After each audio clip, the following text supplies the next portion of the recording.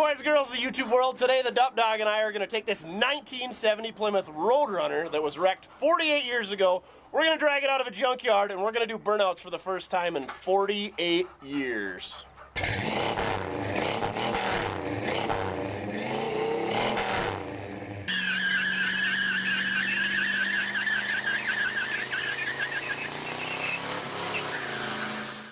So this is the crappy one, huh? Risk what? Whoa!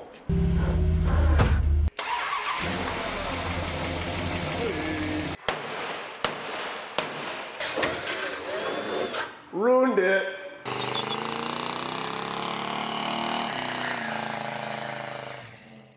Today, the Mopar Madman and I, and Duff, the fishing / above ground pool dog guy, ooh, moose, are gonna fetch up some 1970 Plymouth Roadrunners. We're up your regular scheduled shenanigans to let you know that we are giving the slob away. The LS swapped OBS. It's got a 5-speed in it. It's got 20-inch wheels and tires. It's lowered. It's real good. Head on over to Mortske.com for more details and get entered. You got a few more weeks to win. Now back to your regular scheduled shenanigans.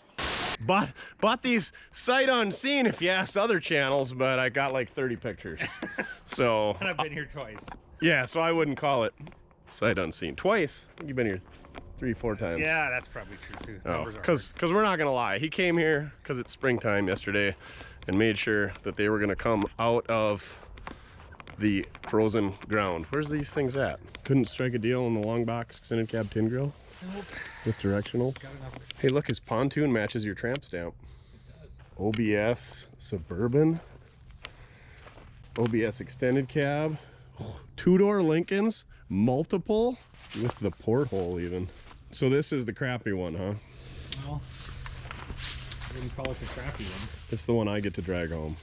I guess. Because it's not purple. Yeah, second bad. Well, since we got to move that Charger out of the way, we might as well take that home too. It'll buff out. Should. I know a guy. That's too bad. Because this, I don't know, B5 blue, I don't know what it would be in 68. Blue, white stripe, white top, I think white interior. Sharp car in a stay before it went end over end over end over end. Looks like that was in about 1975. That was a pretty new car at the time. Well, new to us, but back then that was a worn out car. How rusty is the structure though? Oh, I don't think it's bad at all. You'd have nowhere to start. Like even the frame rails are all bent back here. Everything's been squished and pushed. It's a Charger I can afford. Not much left of it. Did they all have hideaway headlights like that? Uh-huh, 100%. I'm guessing this door and fender were still good, hence why they've been swapped and or missing. Well, maybe gooder than that at least. I wouldn't say good because look at this is what that was attached to. That's just how Mopar guys unbolt things. Oh, sure. Hopefully it was a slant 6 car. Ooh, it was a floor shift though, right? And a clutch pedal. Isn't that where the Z-bar went? Yep. And you can see up here too, it's got reinforcement for the clutch bracket. Oh yeah, she's a pedal car. I do thoroughly enjoy that color. But yeah, she's kinked in the frame, so it went for a ride. All right, back to my car. It's missing some pieces. What is that? A bunch of it is in the trunk, so. Oh, was this a hood pin car? Those don't look factory. Yes, I think this was a hood pin car too. Oh, cool. It would be J45 right there. J45 hood pins. So that. J81, that's your rear deck spoiler. Holes are there for that. So power steering, manual brakes, just like the other car. Big block, just like the other car, 383. And this car is a column shifted automatic, unfortunately, not a 4-speed. Is that Sassafras green? Yeah, that fender's been replaced already in its life. These are the correct numbers for your radiator sport, your VIN. It matches this, 194843. And the same thing up here on the dash. Numbers matching, what a Yeah. deal. Now if only it had a title. And that engine and transmission, I'd almost be willing to bet our numbers matching too, but It's A383. It's got the pop-up pistons because they pop up when you grab onto them. 11-to-1 pop-up pistons. Somebody apparently wanted to take the camshaft out with a pry bar. and there it is. Timing For the set timing button. set. Oh, I got perfect. One of those. oh, now we can prime Mopars. Looks like the K-member got tore there. Oh, that's the other thing. This car was parked from a very hard front end collision. You can see the frame rails tweaked up there. Good news is it's all in front of the K-member, so it's not really structural. It's mainly cosmetic. I was told that this car hit a railroad crossing. So you picture railroad crossing here, going up to it, and hit it too fast, and it grabbed the front end of the K-member, and that's why all of this is pushed back and it bent that frame rail, is because it caught the railroad tracks going up and over. Oh, that K-member is tacoed real good. Yep. She's gonna need some pieces. What's this thing? Plymouth. Well, that's another Roadrunner. 68 Roadrunner. We didn't bring a big enough trailer. So this is a post car. Yep. Both the other 70s are hardtop cars. Yep. Oh, check out the Hurst wheels. Yeah. Those are cool. Way cooler than a Krieger. Missing some spindle parts. So much stuff is on the floor. The dirt is almost built up to the Pedal. brake pedal. Yeah, she's gonna be soft underneath. But this is about as cheap a car as you could get. It does have the decor package, so this is the stainless, and it's got the tail panel, and it's got the armrest on the back here, which is the one step up. But as far as a car goes, you can't get much cheaper. The windows didn't even roll down; they flipped out in the back. Popped out, yeah. Which obviously they're missing. Looks like this one's been picked over pretty good too. Ooh, this is even a manual steering car. Manual steering, manual drum brakes, automatic on the column, bench seats. Sedan. So a Roadrunner, you basically got the designation of a Roadrunner, and that was it. You didn't get a 6-cylinder option, but they were pretty bare bones. No, they were not. The Belvedere or the Satellite. As soon as it hit Roadrunner status, performance. So you get the bigger motor, better suspension. You get all that type of stuff. But they weren't like a Super B or a Charger. They're one step lower. But they're kind of the equal to Dodge. Could you get like a Roadrunner RT or anything like that? Was it just Roadrunner? No, just Roadrunners. Plymouth was the cheap line, so they kept them as cheap as they could with as much vinyl as they could. But you could also buy a Superbird, which that'd have been that car with the Cornet, Dodge Cornet front end on it, with the pointy nose, and then they'd put the wing on the back, and suddenly you had a Superbird. All right. Looks like we're gonna have to sneak it under this tree. I did not bring my saw, but I think we'll be able to get it underneath it, hopefully. So is this a white car? No, orange. But that's why I say I think it's been repainted, but it's originally an orange car. Orange car, black top, black interior. Oh, cool. Oh, I bet it said Roadrunner kit on the side here. Oh no, it said Plymouth. Like engine turn decal. Cool. Yeah, I didn't think you could get low enough to get the stinger up. Front tires before we go.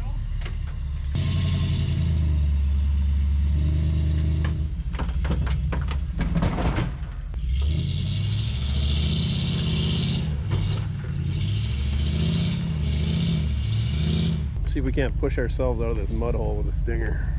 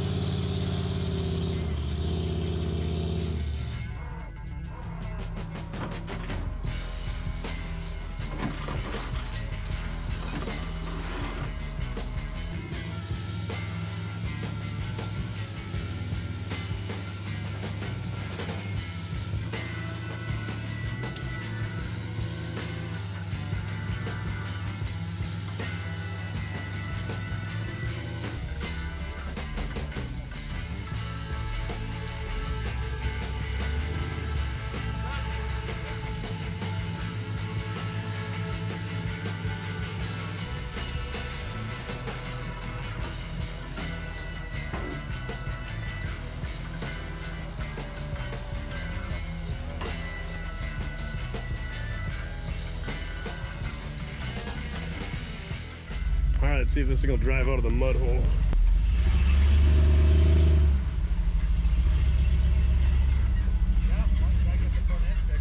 All right, we got the Roadrunners tied down. Alrighty, we'll see you guys when we get back home. Somebody needs a bath. You want to clean the seat too after you get done? God, we can't have nice things. Bob. That's all this guy does is drive around.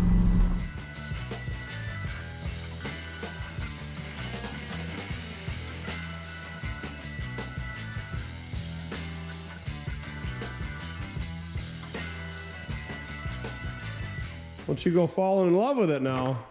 I want to take that home. You'd look good in an orange Roadrunner. Now the fun begins, huh? Yeah. You gotta get her going by Friday night. Are we going to the races? I guess so. Okay. All right, we got her off the trailer. Now to look over our wonderful purchase we got here. Get her all cleaned out and ready to go. Well, we got to do some wheels and tires now that we got a Roadrunner inside on, Duff, yeah? I did a little scrounging, and this Roadrunner is a 4.5-inch bolt pattern, which is basically what all the Mopar cars were.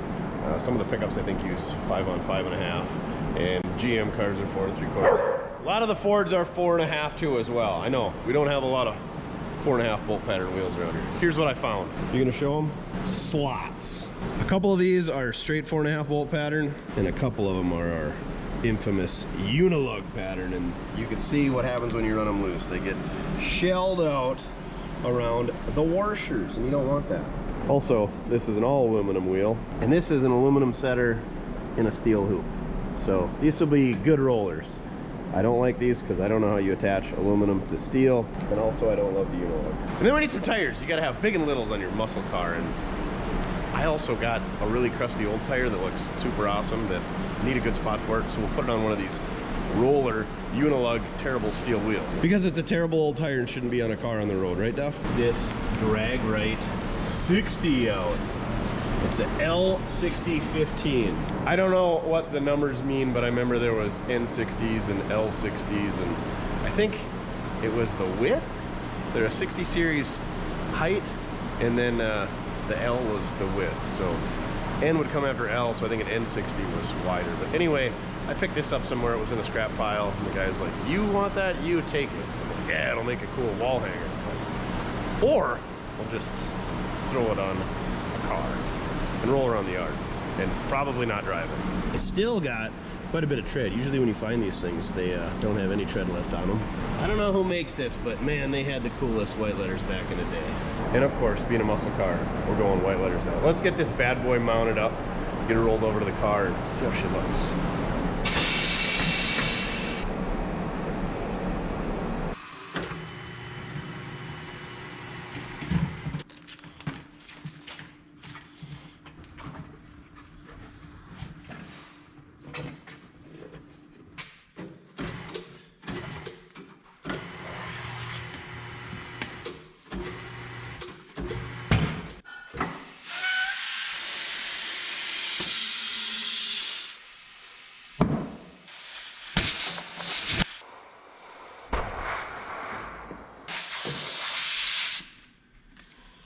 Well, that's no good for business.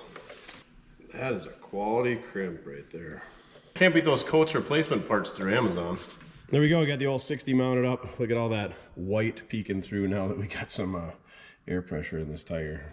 Ouch, I would definitely not want to run this on the street. We definitely will though. Unfortunately, I only have one of those tires and I don't have many white letters around, so we're probably gonna have some Blackwall, just random trailer tires on the rest of these wheels. Oh yeah, that's it, boy. Get in there real nice and deep like. That's it, boy. Get in there nice and deep like. Did you just wink at me? Or is there something wrong with your eye? It was the dust. Scratch that on the... This is the biggest white letter collection I've ever had in my life. I don't know if the M&H Race Masters were actual white letters, but the previous owner made them into them. So we got an ET, I think that's a 6, oh, it is a 15-inch. I think it's a 15 by 10. We had a 275/60 BF Goodrich on the old Daisy 200. Got a pair of them for $200 at the Lincoln, Nebraska swap meet. Go check that video out on the second channel if you haven't. We got the Draglite Super 60 I showed before. Along with that M&H, I picked this Crestline Mark II. I think that's a 15 by 4. Super cool wheel. And look at this. Came up with a pair of 245/60 BF Goody and a 295/50 BF Goody. That's a lot of tire on a 7-inch rim. That made my brown eye pucker. Oh, that one puckered up my butthole. Oh, it's a blem. So yeah, good thing that didn't blow up in my face. Anyway, Chin's gonna clean them all up for a picture. And we'll see what happens from there. But yeah, found all of the white letters. For the picture, it'll be just fine. Anyway, scrounged up some headers as well for our picture. If you're wondering about the 440 we got here, it's a 71 440 and a 727. Our buddy Chris at Chris Craft is working on a customer 1968 Charger RT, putting a Hellcat in it. So he called me up and said, what's the price on this? I said, I'm looking for one of those. So we struck up a deal. I gave him $3,500. I got the radiator, drive shaft, the front K-member, these 440 727. It's got a MSD box and distributor, Edelbrock carburetor. The exhaust, which unfortunately he kind of cut up. But anyway, got a bunch of pieces out of the deal. So for about 10 grand, we should have this thing on the road. So you could do the math, figure out what I paid for this car. Anyway, that's not including wheels and tires, gas, time, fluids, and all that. So let's just make it an even 15 grand. Hopefully we'll be in the budget. But anyway, I'm gonna get back to work on what I'm working on, and Chin's gonna make us a picturesque picture here with his spray away glass cleaner. It's the best. She's a real nice lady. Judith, I think is her name. I don't know, I made that up. Seems like a nice name. But DB, when he gets here, he can clean up. He's real good at cleaning up slots. He likes it. He knows his way around the dirty slots. He cleans them up. This exhaust is so terrible. Super nice car. The exhaust, how people charge money for this is horrendous. 1 splice, 2 splice, 3 splice, 4, 5. Tailpipes were okay until they got to the end, and then they had to size them up to put the tips on there. And then some kind of H-pipe action going on over here with another splice. Oh, and that's not even all of it. You still got this much here. To me, you should have been able to do it 2 pipes. One from the manifold to the muffler, and one from the muffler all the way out the back to the tip. But what do I know? Now the fun part, Duff, putting wheels on. So these rears, we got to figure out which style of washers we need for the old Hunilug, and then we got to figure out which size lug nuts we need to correspond with said washers. And also, because it's a Mopar, we gotta check for left-hand thread, and guess what? Left-hand thread. You know how I know? Usually it's stamped on the end of the wheel stud, but because we got these chrome lug nuts on, you can't see the end of the wheel stud that says L. But if you see that tiny notch in your lug nut, that means it's left-hand thread.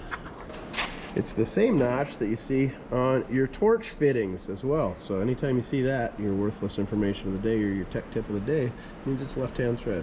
All right, let's figure out which washers and wheel studs we need to get some slots on this thing. We figured it out. So this is a Keystone washer, and it fits in there perfectly. That's an offset washer. So now we just got to find the corresponding lug nuts. We're going to want one with a shank on it, and then we're going to want it to be flat.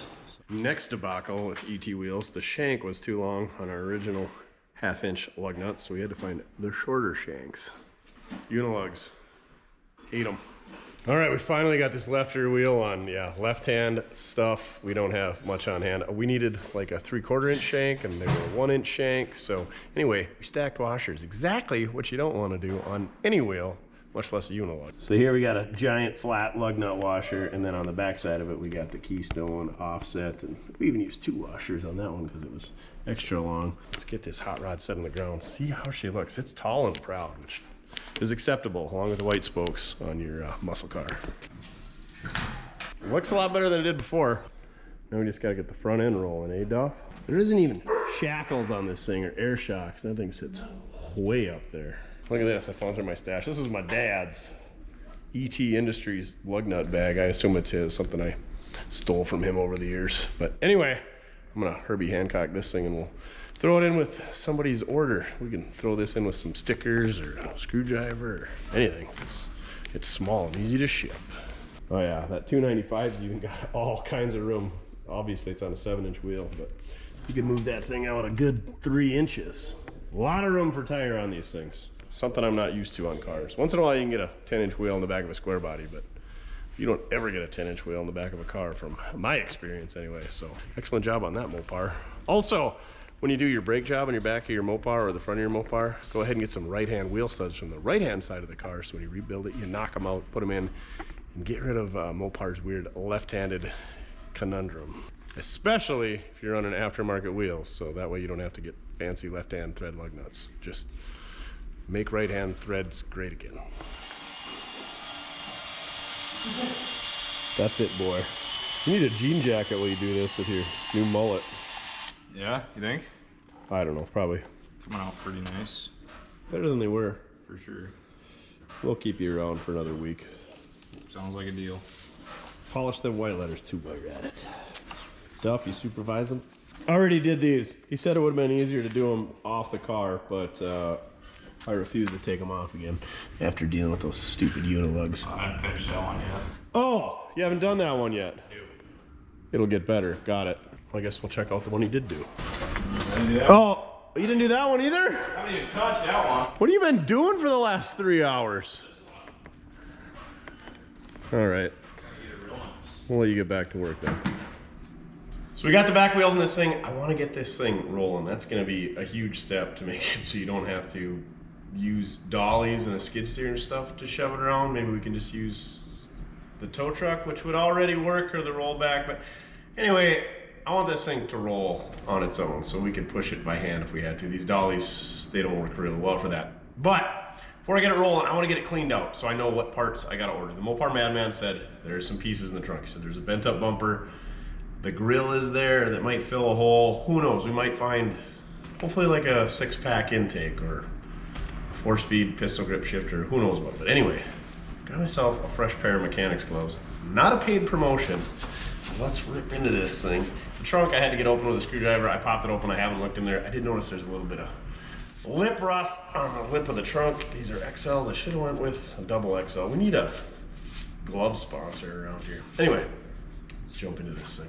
One more thing, check this out. See these holes here and here? This is a factory going car. No, somebody didn't add it on. It's not an aftermarket deal. This is a factory going car. That's right, the fender tag has the numbers correlated to this. The Mopar Madman isn't here, so he can't tell me the numbers. So Chin's gonna have to put her down below, but I need a going for this car because the holes are already here. We gotta fill them, and they're the coolest. They reproduce them. And it's probably one of the most affordable parts in this car. I think I looked and they were like $300, which is cheap in Mopar terms. Also, check this out. We got RODUN Kid.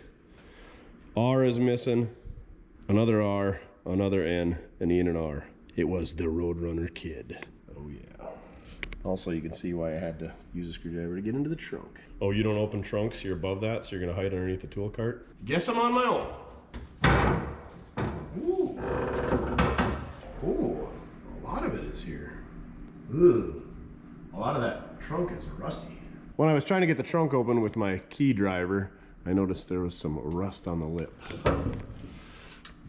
It goes further. It's on the Roadrunner Kid's inner lips as well, and there's quite the hole going on there. Oh well, I can deal with that, and the nice part about that is that's a bolt-on piece, so if I find a better trunk, I can bolt it on. I'm not going for a Barrett Johnson type of car here. As long as it fills a hole like this does, it's gonna be good enough. And there you can see, I believe, where the brackets for the go-wing went. There's the holes, and I think there's a bracket that goes down there. But what do I know? Check this out. I'm pretty excited about this. I can see a bumper. It doesn't even look that bent up. I'm guessing that's the valance that goes between them. We got a radiator, which one came with the K member, and this one looks like she's in pretty sad shape. That one by, not excited about that, but the grill and both headlight surrounds are there. Ooh, and the marker lights. Let's get into this. I'll set this stuff aside. We're gonna have 2 piles. One for the garbage, AKA 1 by, oh, it's tongue and groove. Or what do they call that, where it's just notched one way? Anyway, garbage and keep. Case in point, garbage. Let me grab a can. Garbage. Used shock. Garbage. Still garbage. Old sticky rag. Garbage. Shift linkage and brake components. We're gonna keep that. I need another trash can for keep parts. There's the lock cylinder for the rear. Eventually all this stuff will end up in a tote or with the car when I sell it. Let's be honest, I'll never finish this thing. Yes. The headlight trim, the grill, and some hardware. And some mouse nest and some leaves. That piece is actually in very, very nice shape. The headlights are on, it's got this trim here, stainless. That's kind of buggered up, so it ain't perfect, but good enough for the girls we go with. There's our turn signals. One thing to look for on these is if they're starred out. I got this from Mopar guy, the tip. See how there's a little star there where it's kind of cracking out? That's what you got to look for. This one's got a couple little cracks. Not near as bad. This one's a little bit busted up. So these are far from perfect, but they'll be good enough for this car. It must be common for this trim to get loose and bunged up, so we'll have to figure out how to get that reattached. Anyway, I'm not sure how these all mount, but it looks like all the tabs are in good shape. So we're doing all right there. I don't know how, if these parts were out of another car, but if this thing was in as bad a front end collision as it looks like, this stuff should have been wasted, especially the radiator, because the core support's pretty bunged up. Intake gasket, junk. Battery cable, junk. I think that's throttle / kickdown linkage, better save that. Headlight trim ring. Another headlight trim ring. This also looks like some type of valance we better keep. Brake shoe, don't need that. Thermostat housing, better keep that. I don't know why. Might need one someday. Looks like this is the piece that goes below the headlights? Yeah, that's gotta be. Sure. Anyway, again, pretty good shape. A little bent around on the ends, not bad. Usually we rate cars on how many bodies you can fit in the trunk. You know, not dead ones, but you know, for sneaking people into the drive-in movie theater back in the day. But in this case, I think we should rate it on how many extra car parts you can keep in the back. Like there's half of a Roadrunner back here. Another headlight ring. Oh yeah, this radiator. She is garbage. You can see where the fan got into it pretty good. Anyway, Mopar Madman says hang on to that, because they'll reuse these tanks for Barrett Johnson style numbers matching cars. And you see that little Chrysler numbering and Pentastar on there? That means Mopar. Guys love that, Mopar guys apparently. And front bumper time. I cannot believe the front bumper in the trunk one. Well, this isn't that bad. As bad as the frame rail are. It's tweaked a fair amount on the right-hand side, but I think we could put that in the press and get it pretty dang straight. Straight enough for this car. We'll see. Depends on what used ones we go for. Because we ain't buying a new one. Look at that tag stuff. Last tagged in 77. It's been in that trunk since about then as well. That means this car was only 7 years old when it was wrecked. This thing saw a lot in 7 years. A couple repaints, it got named, it got wrecked. Who knows what else? What other kind of stories this bad boy will tell. The thing's been in that trunk for 48 years. It's a pretty nice license plate. Well, yeah, this is a power steering car. It's coming back to me now. I found the power steering pump. Yeah, this K member's got power steering, our other K member's got power steering. It's not a power brake car, that's what it was. Here's our power steering pump. It's a high performance version, you can tell, because you know it's got the 3-spoke pulley on there. Radiator hose wasn't a flexi hose. Lucky. Fan. Water pump pulley, inner fender / splash pan, something. Better hang on to that. Some type of firewall block off plate, something or other. Or is that a transmission filter? Comment down below if you know what that is. It's garbage to me. Water pump and housing. Whoa, look at this bad boy. Maybe this is why this thing was wrecked. Little old Milwaukee. Tell you what we're gonna do. I'm gonna put my Herbie Hancock on that. We'll sneak that in with somebody's order. I don't know how we're gonna ship it from getting banged up, but that's for Chin to figure out. Look at that, it's got, what are they, is that a pull tab style? I don't know, these were before me, so I don't remember drinking them nor the name. The Stroh Brewing Company. Oh man, these things were everywhere. The Stroh Brewing Company, Detroit, Michigan, Lehigh Valley, Pennsylvania, Tampa, Florida, Longview, Texas, Los Angeles, California, Winston-Salem, North Carolina, and Memphis, Tennessee. Head on over to Mordsky.com, get yourself some swag, ball caps, flannels, t-shirts, decals, posters, banners, you name it, we got it. You might get yourself an old mud can signed by none other than the Mordsky himself. We interrupt your regular scheduled shenanigans to let you know that we are giving this thing away, the Slob, the LS powered OBS. It's got a 5-speed, it's got 20-inch wheels, it's lowered, it's got cruise, it's got AC, it's got everything you need. Head on over to Mordsky.com for more details, but the gist of it is for every $1 you spend on ball caps, t-shirts, sweatshirts, banners, koozies, magnetic screwdrivers, decals, you name it, we got it. Gets you a chance to win this thing, $3,000 cash. We're giving 5 runners up, getting $100 a piece.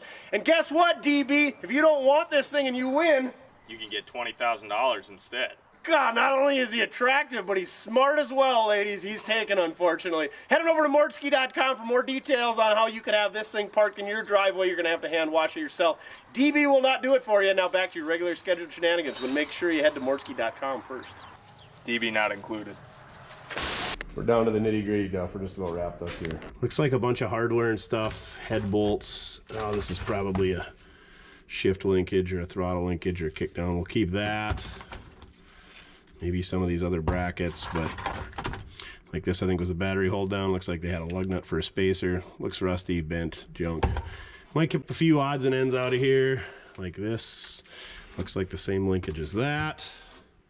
Otherwise, the rest. Oh, fan spacer. Better keep that. Oh, floor pans. Don't need those. Well, let's get the rest of this stuff out here so we can get it cleaned up and see what we got. This is why they rust around this lip right here, is all that dirt sits in there. Rust that out around the trunk. I don't know how this rusts out. Oh, that's how this rusts out. Mice. God, these things are little rat bastards. Wherever they get, whatever they get into, they ruin it. I hate mices to pieces. They ruin everything, Duff. You have a rough night or what? Duff says he believes that is the original floor mat. We'll try to save it, but she looks pretty brittle. I think we're just gonna try to fold it up and take the junk with it. Not gonna be able to save her, Duff, unfortunately. It'll be fine. I bet you can buy new ones pretty cheap. Pretty cheap, I mean by Mopar terms, so probably like 300 bucks. It's really cool with that plaid pattern on it, so let's see if we can save it. I don't think we can.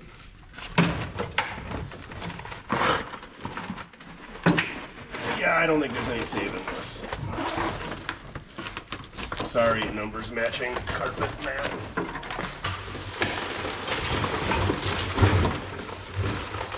Well, it looks like they knocked the body plugs out. Unfortunately, they weren't the lowest spot in the trunk. Looks like there was 4 body plugs, and right about there is the lowest spot in the trunk, I'm guessing. A couple of the body plugs were even still in here. I'm gonna go grab the vacuum cleaner and we'll suck out as much of this as we can.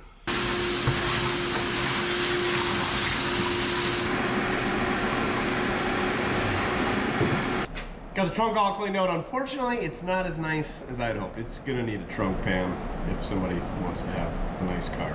We'll see how, we'll get it running dry first and we'll put a trunk pan in later if we need to. Yeah, we haven't got this door open yet. So let's go to the other side. And maybe we can get this door open here. I'll try that from the inside. Got it.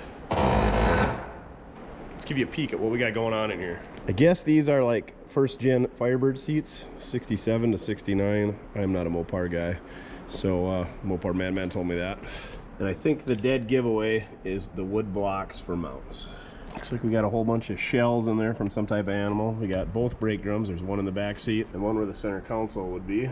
This was not a console car. It is a column shift. Looks like we're missing the ignition switch as well. Missing the ashtray. Windshield's pretty cracked. Headliner is shot. We'll rip that out of there. But the back seat is there. I think the Mopar Madman pried it out. He said the build sheet is in there, at least a partial. But it's got all the door panels, even though they cut some Craig speakers into them. The dash looks like it's all complete other than the ashtray. Looks like we got some paperwork in here. Carpet's in it. We want to get that out, see how bad the floors are. Let's rip into this thing. Happy Easter, honey!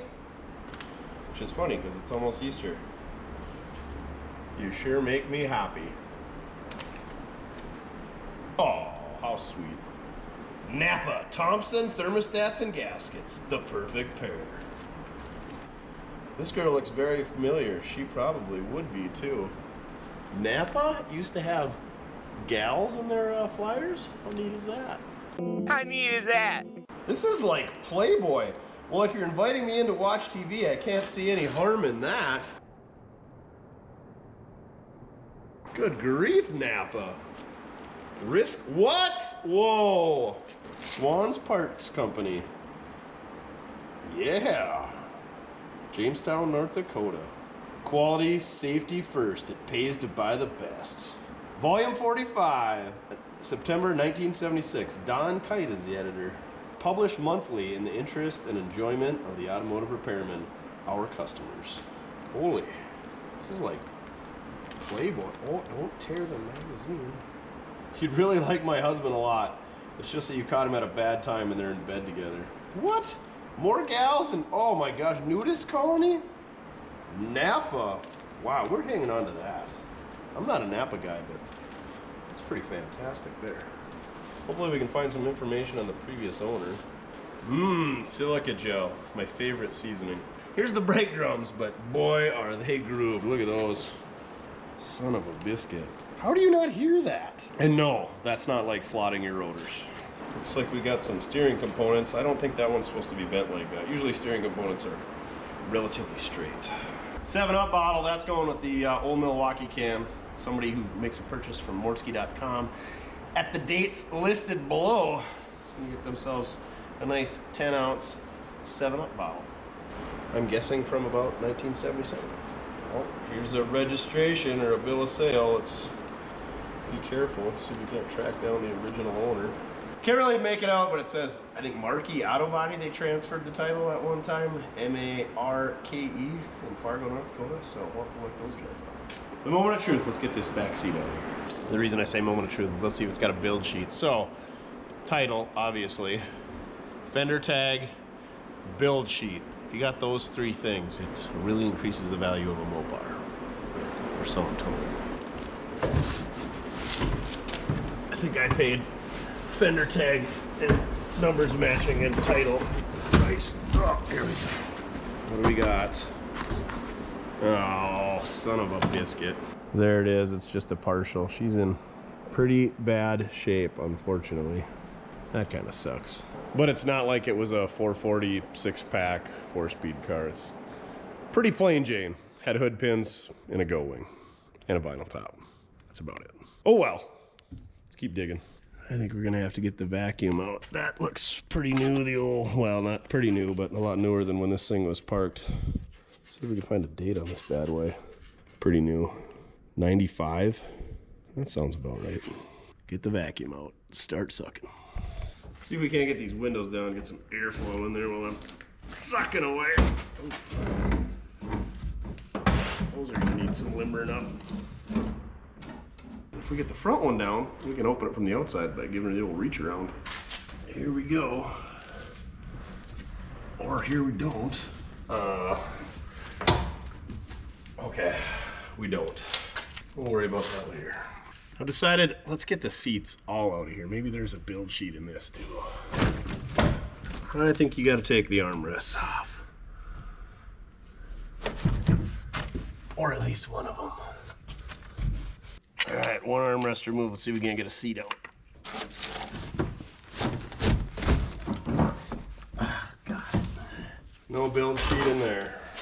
It was actually kind of a pretty interior. It looks like it's black with silver inserts. Now it's time for these bucket seats. They gotta go. They're the wrong ones. I don't like the way they're mounted. We gotta get the carpet out of this thing, or at least get it clean. So let's get these seats out of here. Pretty wild to think that this might be the first time that these windows have been rolled down in 48 years. Can't wait to see how these seats are mounted. With holes drilled straight through the floor like I expected.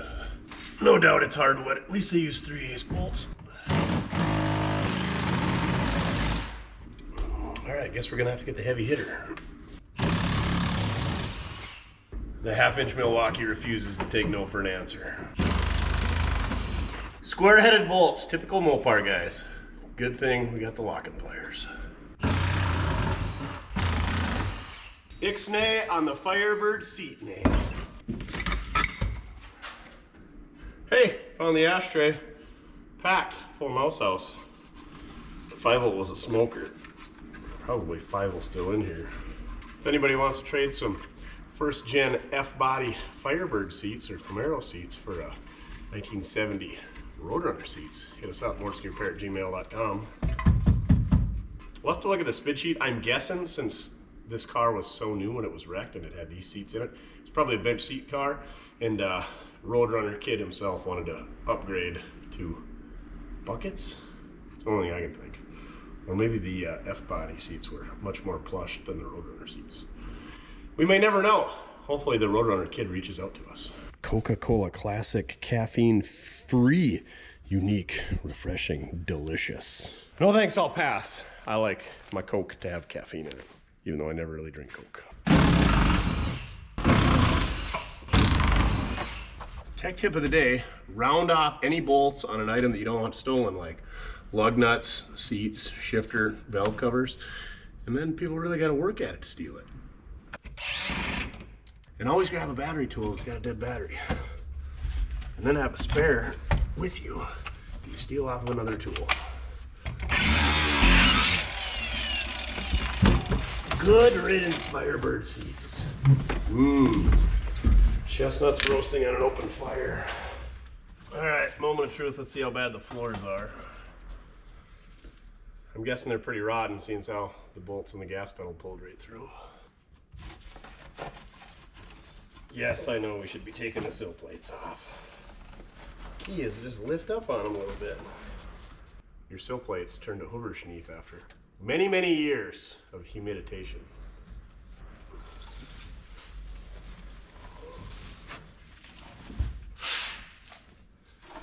You can really taste the Honda virus. Ooh, come on, baby. Roll over. Roll over. Okay. Found a 9/16. It's mine. 12 gauge shell, keeper. Is that a 2 3/4 high brass? 6 shot. Nice. Yeah. There's two kinds of people in this world. Guys like DB who blow their nose in it and throw these away or wipe off a window. And then there's guys like Mojo who use it until it's tattered down to the last bare thread of blue shop towel. I'm somewhere in between.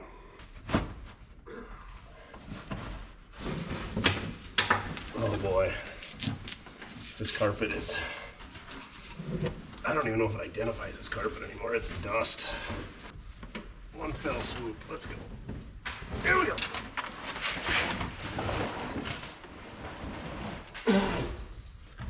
Nagasaki! You know, the floors actually look pretty good. All right, here we go. The tree roll that this thing in was a squirrel's paradise, apparently.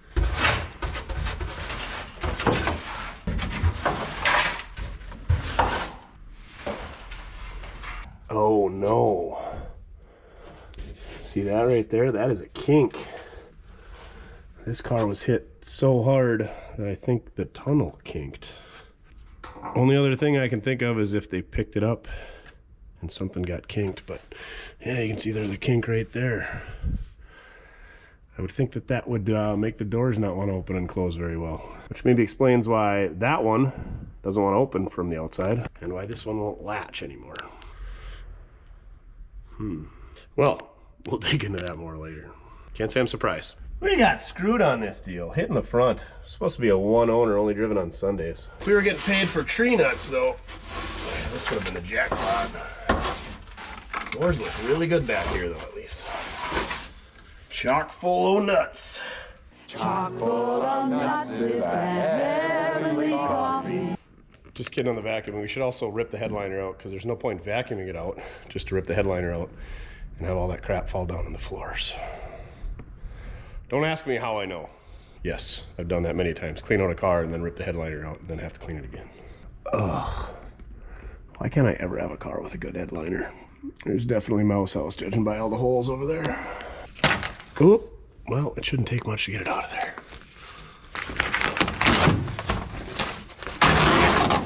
Don't take the rods out, though. The headliner guy will get mad at you. Don't take the rods out. Don't take the rods out.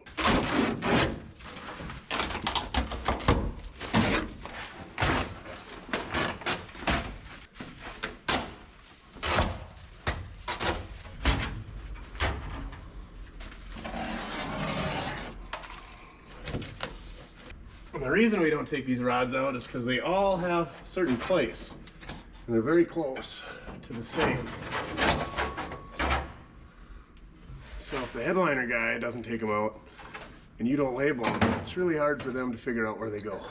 Which these ones all look like they're quite a bit different, so a good headliner guy should be able to figure them out pretty easy. Woo! It's like the mouse made their house on my visor. There, and all that stuff's on the floor one time. We don't have to clean the floor twice.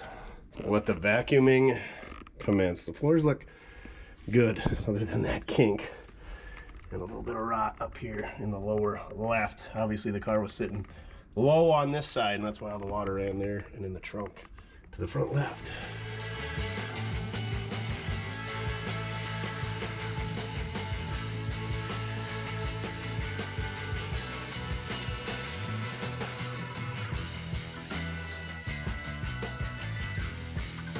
so close to done, and the old rigid's really a trooper, but I think we need to clean it out. It's not doing the sucky suck no more. And it really sucks when your sucker don't suck. Ooh, boy. I think that's our problem. We're just gonna shake that out and then put her back together. Probably good.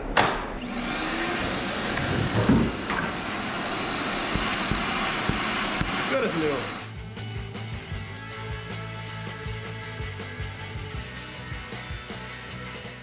Whew, there we go. The rigid was a champ. That thing needs emptying and a new filter.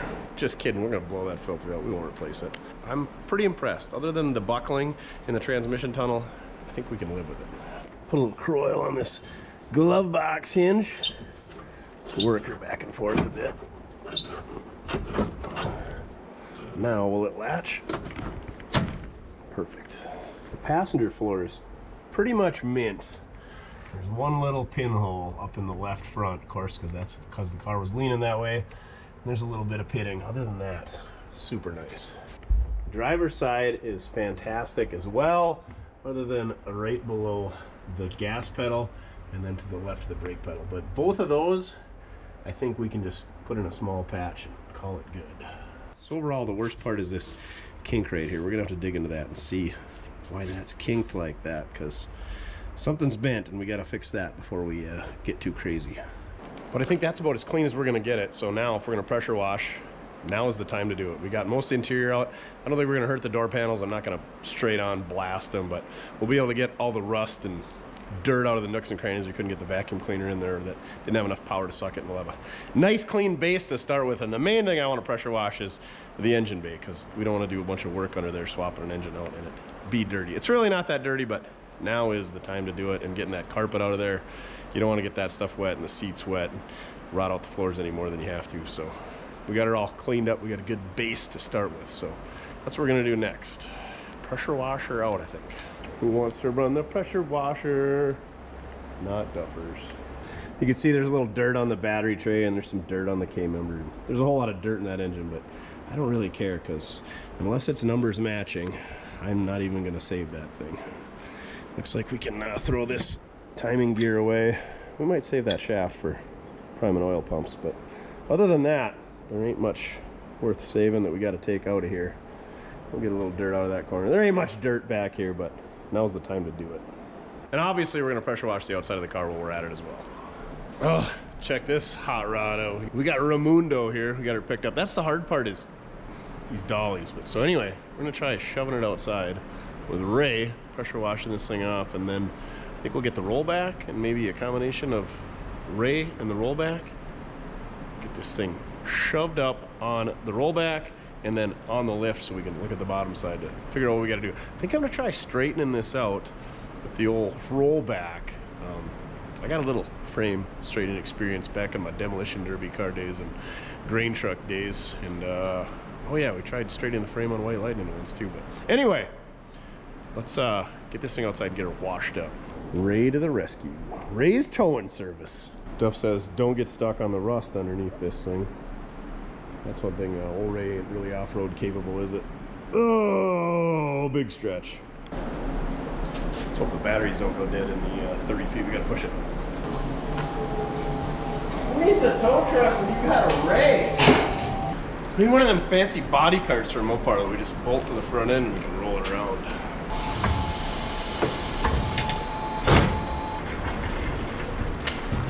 Come on, a little further. It's way too cold for a shirts off pressure washing scene, so let's get this done as quick as we can with our shirt on.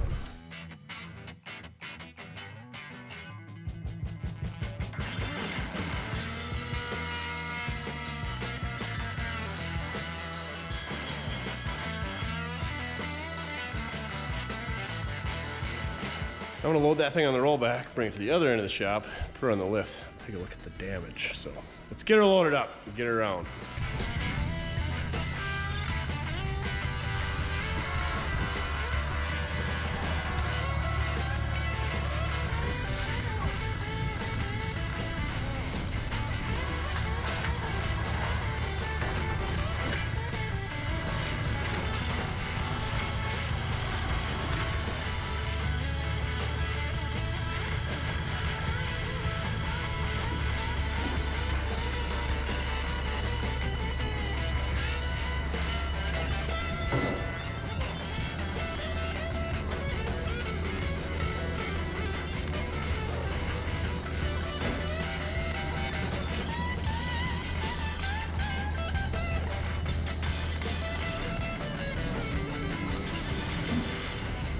Let's get this thing up in the air. Be one of the first people to look at the frame rails on this thing since 1977 when it was wrecked. Got Ray on the Charger. He is DED, dead. Yeah, I know. Electric vehicles suck tough, but it's so handy when it works. Let's get a look at the bottom of this thing. I've been glancing underneath it trying to determine what had happened, and it hit real hard, real low. Let's show them, Duff. Let's start with the good side, shall we? So here's the passenger side. So the main issue right here is this frame rail went up. So I think we're gonna use these as a template, or maybe try to tie onto these. We're gonna use the rollback, and we'll try to pin it like right here, and then pull down, and that should take that wrinkle right out of there. So I think mainly we just gotta pull it down and ahead ever so slightly. But I think it's pushed back right here and maybe up. So I think we're gonna take these control arms off, upper control arm, lower control arm. We gotta save the torsion bars and get all this stuff hooked so we got a good sturdy spot to hook to, and then we'll hook to the back side of this K-member and try pulling that ahead, and hopefully that brings that out. And as that brings that out, it's gonna do something here. So I think we're gonna try pulling that out first, and then we'll do that. Other than that, not a lot of damage on this side. And I think as we pull that down and that out, that'll also fix our wrinkle up in there in the inner fender. The driver's side was not so fortunate. The frame rail from the K-member head looks pretty good. I think if we get that bumper bracket off, everything's gonna look all right. And that's because how low the impact was here on the K-member. So it did push that up ever so slightly. So I think we're gonna try to hook onto right there. And I wanna leave this structure all together, because if we just put a bolt in there and pull on it, it's just gonna twist the hole. And we gotta try to get everything back straight. And the reason we're doing this, so we can put our other K-member in and everything bolts up, so we're not reaming out holes and using shims, and that way everything should be aligned later when we're going down the road. Obviously, they can adjust caster and camber and stuff like that. So the closer we get it, the better it'll be, but there is a little bit of adjustment, so we don't have to get it perfect. It is pushed in and up ever so slightly back here. So once we get that control arm off, we'll hook on that K-member, and that should pull out of there. It's really not that bad on the frame rail over here, I guess. This K-member is freaking toast. There's a little dent right here on each side, but that's from when they formed these frame rails, so not concerned about that. And you want to make sure these frame rails are in good shape, because that is your frame rail. It's a unibody, so make sure these aren't rusty. And this car's frame is super, super good, so we lucked out there. So once we fix the structural damage, this thing's actually pretty good. Let me show you. So obviously we're not going to do a will it run because the oil pan's rusted out, frost plug's rusted out. You can see here how far the K-member got shoved back. That's the engine mount, and this is what's left of the engine mount, and it should be back here, and it's already been sheared off. That thing got shoved back a good inch or so. I can't really tell from down here, but I wouldn't be surprised if our steering column was damaged in the impact as well. But it doesn't look like it's bent here where it's all tied to the body. This is our torsion bar support. These are our torsion bars. These maybe are pushed back a little. I don't have another car to look at, but they're pretty straight. I'm gonna not worry about those. We will run it. Everything's good on the passenger side here as well. This is another structural support in these cars you got to look at, because this is basically part of the frame rails. If this is rotted out in here where your torsion bars go, obviously they hold the weight of the car, so if that's rotted out, you're in trouble. This transmission bolt is out, so I wonder if somebody's been in here before. The transmission mount has also been shoved back a ways. Right here is where that crease is in the floor. And the only thing I can think of is the tail housing of the transmission came up there and dented that, but I don't really see any signs that that's what caused it. So you want your rockers to be in good shape, because that's the frame of the car. There's no frame either side. These are actually really solid. There's a little bit of rot up here, but nothing crazy. And check this out. See that bracket there and that bracket there? The other side's got them as well. The old Roadrunner kid side pipes. That's what those brackets are for. Top notch. This thing was so cool. I bet it had a CB radio as well. Drive shafts all there, rear ends all there, everything turns. Unfortunately, it is not a limited slip, but it's an 8 3/4, so we could buy one of those if you want to pony up for that. So here's where the frame rails start in the rear. That's where your leaf spring mounts. Everything is super solid in there, so glad to see that. Park brake cables are even there for now. Same thing on this side. Frame's in super good shape. Look at that stack of leaves though. 7 leaves for a tiny little V8 car. Shocks are missing on both sides. I bet it had air shocks and somebody stole those. Of course they sheared this stud off, so we gotta fix that. But look at those frame rails. Super solid the whole way back. I don't know if they had some type of hook or a hitch or exhaust bracket there. Big old cast iron piece that's been torched off and cobbled on. Check this out though. Square 1/2-inch bolt. I'm sure that's where they were pulling it out of the ditch. That was their hook for when they got stuck. Only got it on the one side. Nothing over on the driver's side, but there's that same spot. I bet it had a hitch on it at one point. That's what that looks like to me. We can clean that off there, but frame rails are super, super nice. There's that support that goes above the fuel tank. Obviously, that's the trunk floor. There's that trunk extension. She's in pretty sad shape too. This quarter is by far worse than the other one. She needs some love. A little bit of rust over the wheels, a little bit of rust in front of the wheels as well. There's also some rot in the bottom of the door on the driver's side. And there's also some rust up here where the bumper brackets mount. I suppose a bunch of dirt sits in there, comes off the wheel, and never gets cleaned out, unfortunately. We're gonna have to order a fuel tank, I'm guessing. You don't wanna be able to see your sending unit through the floor of your fuel tank. Oh yeah, had the diff all painted up silver, Doug. Check it out. It's pretty awesome.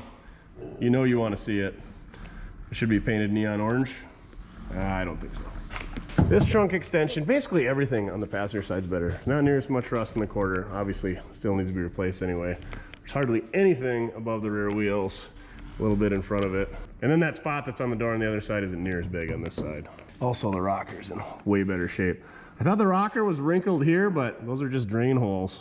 The other side's got them as well. So overall, super solid. We got a little straightening we gotta do, and I don't think it's even as bad as I expected it to be. We're gonna go ahead and remove some suspension parts, and we'll get those out of the way so we got somewhere to hook our hook, and we're gonna put this thing on the rollback and straighten her out. Ray's over here doing Tesla things. Never mind that, we don't have the supercharger. Anyhow, let's get this thing ripped apart a little bit so that we can pull her out. We're gonna take the bolt on the top of the shock loose. We gotta take the through bolts for the upper control arms out. And then we gotta take the pivot out. Before we do that, we gotta get these torsion bars out of here because that's a spring, and we don't want springs squishing our fingers. Ow! So right here is our adjustment for our torsion bar. We're gonna screw that all the way out. Hopefully that takes most of the tension off, and then we should be able to let it down and get the upper control arms apart, and then hopefully knock these torsion bars out of here and get the lower control arm out of the way.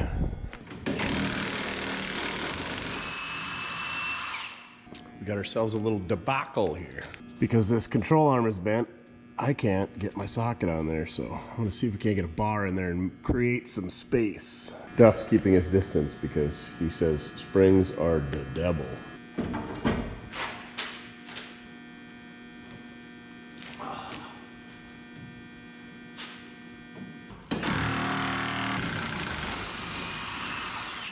Leverage for the win! So these are our shock bolts. We gotta get those out, and the bushing and the washer. And these are the eccentrics for adjusting the caster and camber. We gotta get that through bolt out. That is the front one, and right there is the rear one. And then hopefully everything will lay right down on the ground. I've never done this before. Not a Mopar guy. Let's give her a whirl.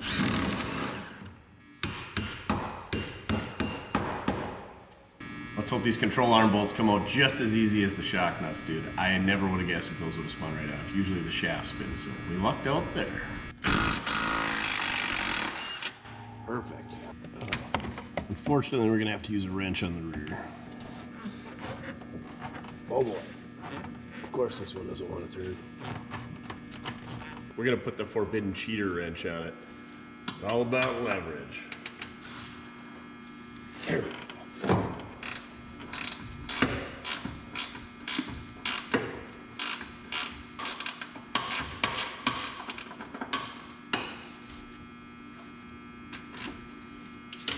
Now we gotta pry that lock washer off there and that eccentric. That eccentric is what gives you your caster and camber adjustments. We gotta get that out of there before we can spin the bolt, because that bolt has a notch in it, and if we try to spin the bolt out, it's gonna screw up that eccentric or the tabs around it.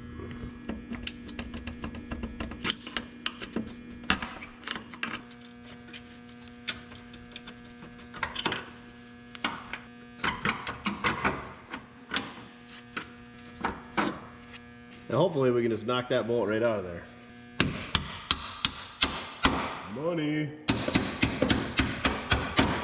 Now if we get those bolts pulled all the way out and we cut the brake hose, that should just lay right down for us.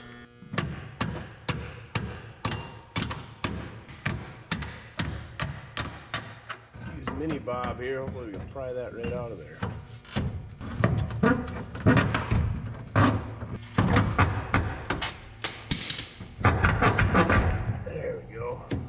Sweet. Sweet. Just the brake line holding it. Let's hope the smashed up left-hand side goes just as easy. Free Willy.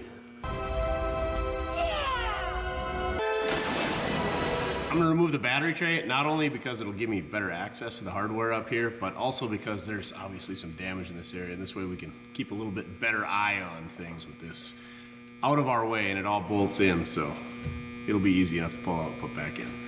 I hope that's not foreshadowing and that a bunch of these bolts snap off or spin.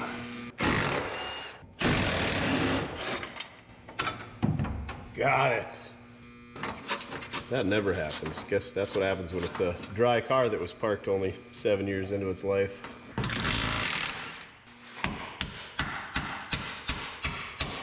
Between the wiring, the steering, and the brake lines, this back one's gonna be a little bit more fun. I am not a Mopar guy, but check this out. Got a handy dandy little access hole right here through the inner fender. That'll make life a whole lot easier.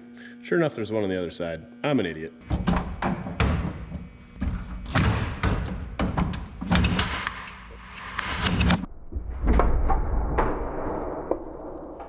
Check this out. This thing was hit so freaking hard, sheared the ball joint right off. If you ever want to know what the inside of a ball joint looks like, that is it right there, folks. Let's run this thing back up in the air and see if we can't get those torsion bars and lower control arms off this bad boy. That stuff went all too easy, didn't it, Duff?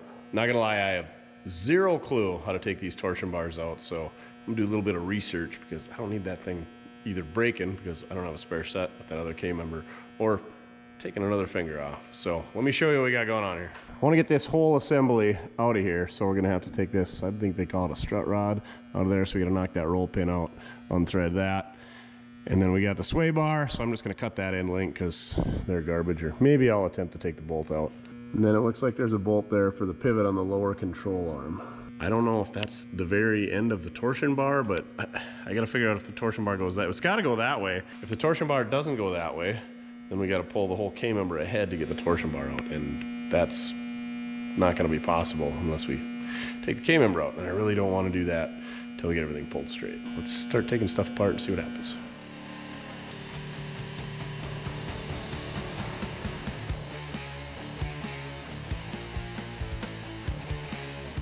The Mopar guys are already yelling at the screen, aren't they, Duff? So that right there is where the torsion bar slides into the lower control arm. And that is just the pivot bolt right there, so I don't want to take that apart. I'm thinking you got to take all 4 K-member bolts out, slide it ahead, and that's how you get the torsion bars unhooked. I don't think you can knock them out the back way. And I really don't want to take that K-member loose, so I think we're probably just going to leave them in there and mutilate the lower control arms with a torch. This side is garbage anyway, and that side isn't far behind. I think we can just leave all that stuff in place and not have to cut it off. We can actually maybe use it to hook onto. There's a couple of holes right there for the torsion bar adjusters. I'd like to find like a nice big hook, like a D-ring or something we can weld right there to pull on. You can tell that K-member leg is at an angle, so we got to hook onto it and pull her straight and ahead. It'd be nice if there's a way to hook right about there. We can put a hook on the back side and we can hook in that hole up there, but something to hook on right there would be pretty sweet. And obviously, like right there was kind of the point of impact, so if we can get a hook right there, I think we'll be golden. Now I just need to identify something in the shop that would be a good hook to weld on.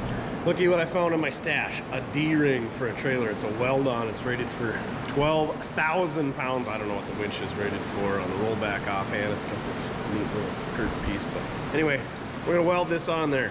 And the way you want these things to pull is so that you're pulling against the whole lip right here. You know what I'm saying? So if you're, I'm gonna weld it on the rear end, like try to show you.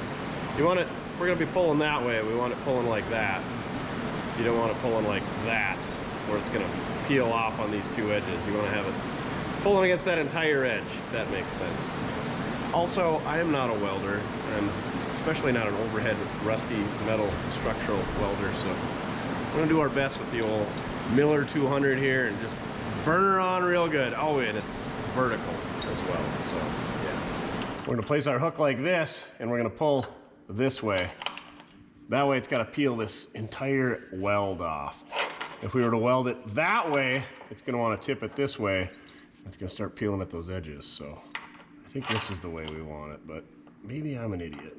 I mean, let's be honest here. If it rips off, I guess we weld it on again, provided nobody dies when it flies off. I wonder how many pounds of force it took to bend up this K-member. Hopefully it takes less than 12,000 to straighten it back out. If you know anything about welding, you're probably going to want to look away.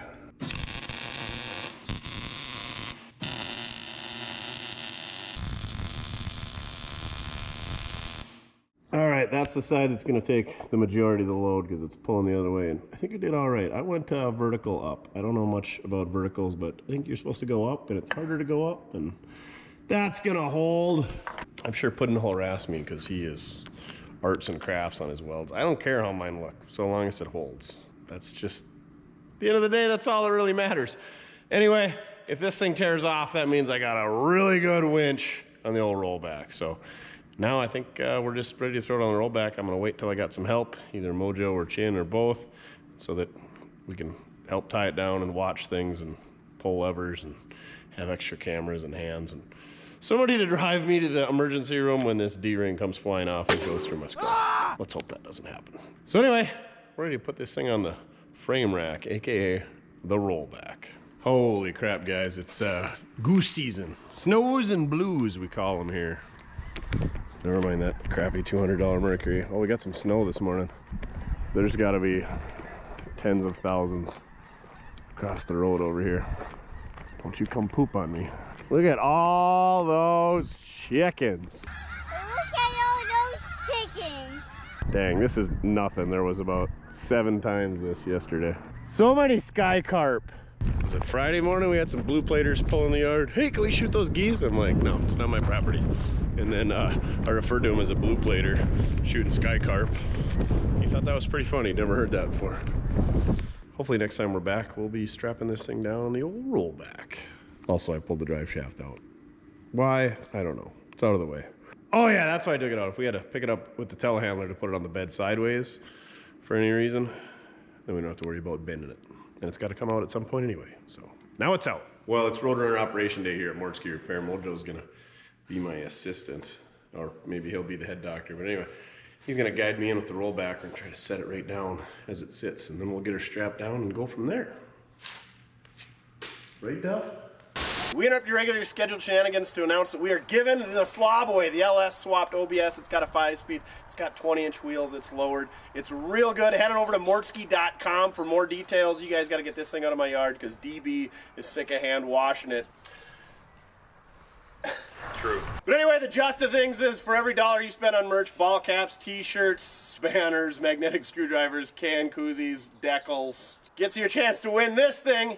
$3,000 cash. We got 5 runner-up getting $100 a piece. And guess what? If you don't want this thing, I'll keep it, and I'll give you $20,000 cash. So head on over to Mortski.com for more details. Now back to your regularly scheduled shenanigans, and DB's got to finish washing this thing. You're in a nice and deep like, boy.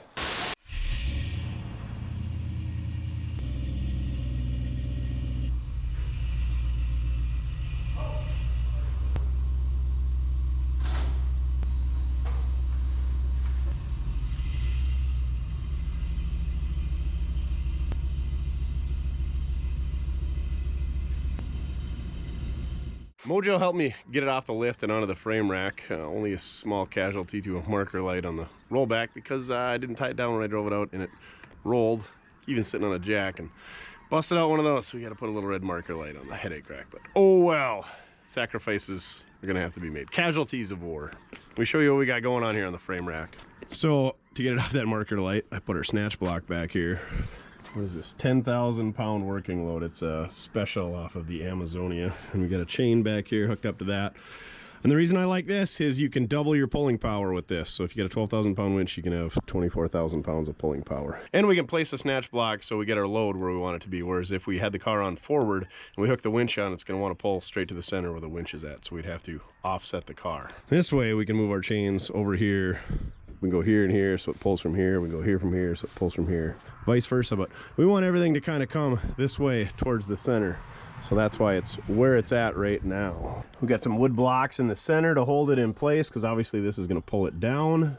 And this is what I'm kind of scared of. We got a chain on each side on the back hooked to the rear axle. So we could either pull our leaf springs out of the car, or we could break our U-bolts, or we could break our rear end in half. I don't know. I'm guessing the U-bolts are going to shear first, but in theory, we should be pulling so we have to shear at least 2 U-bolts. So what are those 7/16 bolts? To shear off 4 7/16 bolts at the same time, or 8 if we get both sides. I mean, if we're pulling that much to shear that off, we got problems. And I've never sheared off U-bolts pulling a car in a trailer, so, and some of them have been pretty hard to pull. So here goes nothing.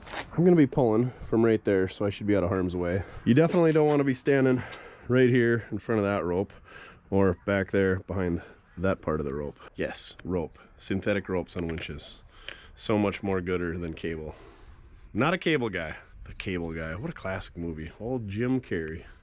You might want to put on a bathing suit, because you'll be channel surfing in no time. We're gonna pull right here first and try to get that straight. And once that's straight, I think I'm gonna pull that bolt out. We're gonna leave that bolt in because the K-member is twisted. That frame rail on that side is bent in. So we're gonna pull this straight first, which I should be able to keep a pretty good eye on from where I'm standing because my controls are right there. Then after that, we're gonna pull that K-member bolt out and we're gonna try to get that frame rail straight on the other side. And both should be parallel. Both frame rails should be parallel. The reason they're not right now is because that K-member has a twist to it. Here we go. Let's not die. Working. Here goes nothing.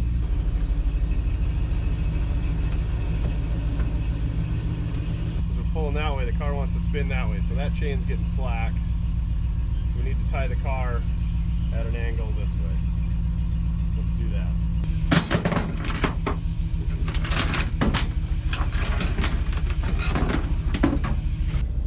Attempt number 2.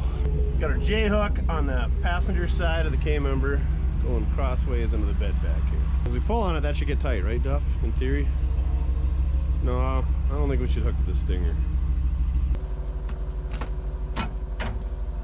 Tension, is it going to get that chain snugged up? Oh yeah, maybe.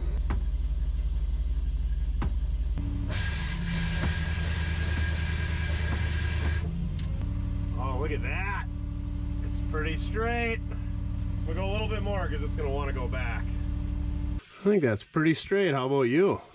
Not too bad. I don't know if you guys can hear that squealing, but this thing's got a belt driven pump for the hydraulics, and I don't like that. A lot of the newer ones or the manual transmission ones, they run right off the transmission, so it's PTO driven. So that squealing you're hearing is the belt slipping, and they're pretty tight right now. So obviously we need to figure out something different there. But it did the job. Good job, Duff.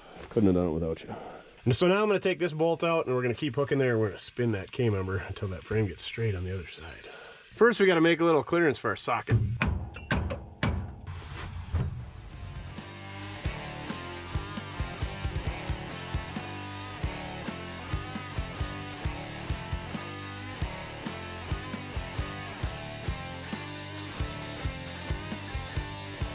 Short of putting some more leverage on there, it's as good as we're gonna get it, but I really like the way it's sitting. I wish we could go maybe a little bit more, but I don't know how these things sat from the factory, so I think it's gonna be good enough.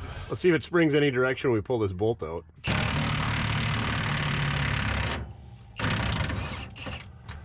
Just down, of course. That's all right.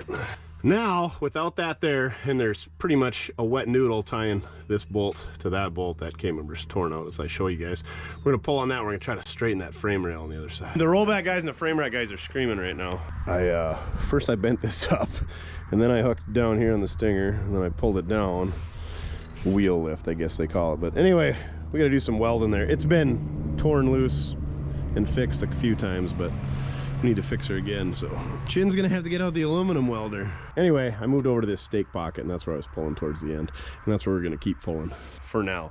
But we also have like a 30-inch lever arm between the frame rails that we're pulling to straighten these out. And that kink right there is what we're gonna want to keep our eye on. There's a little kink right here too, so we're gonna watch those, see what happens. Be strong, little Amazon snatch block.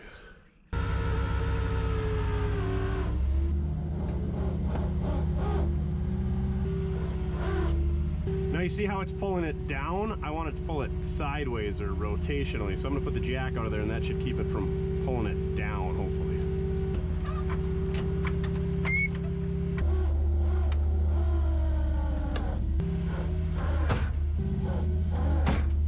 There she went ahead.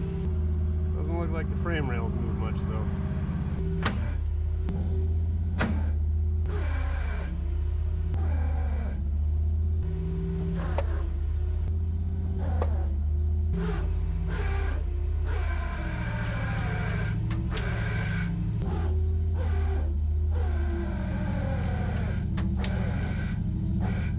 It's not wanting to bend as easy as I thought. Let's take this bolt out, see what happens.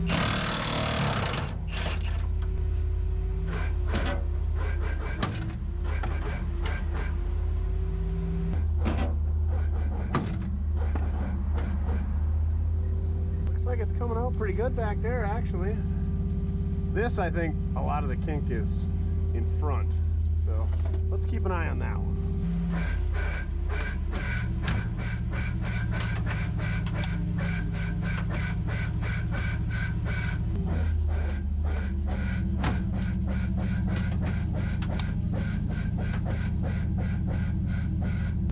Well, the hole's right here and the hole's there, so we moved her a good 1.5 inches probably on this side.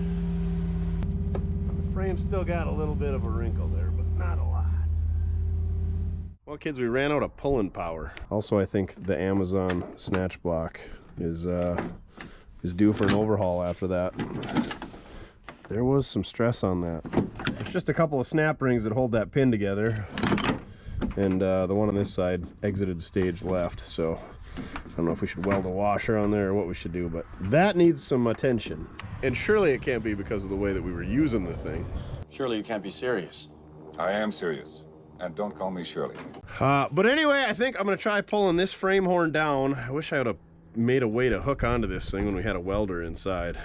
So we'll try to figure that out, try to get that pulled down. I think what I'm going to do is tie it down and then use the floor jack and jack the K-member up and hopefully bring that frame rail down. I might need a bigger floor jack, and I don't think my aluminum bed is going to be very happy about this situation, but I'll get her all tied down and I'll show you what we got going on and give her a whirl, and then we'll have to try 2 or 3 different things. That's the way this goes, because I'm not a professional. I don't tie stuff down regularly. I don't do frame straightening, so we're just kind of winging it. This setup's pretty crude, and the way the other ones went, I don't have much faith in it, but let's give her a whirl.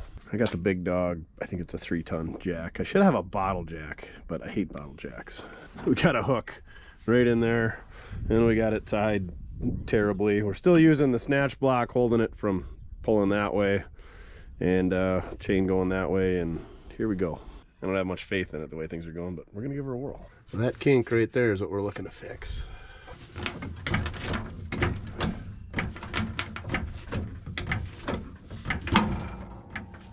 I hear things getting angry.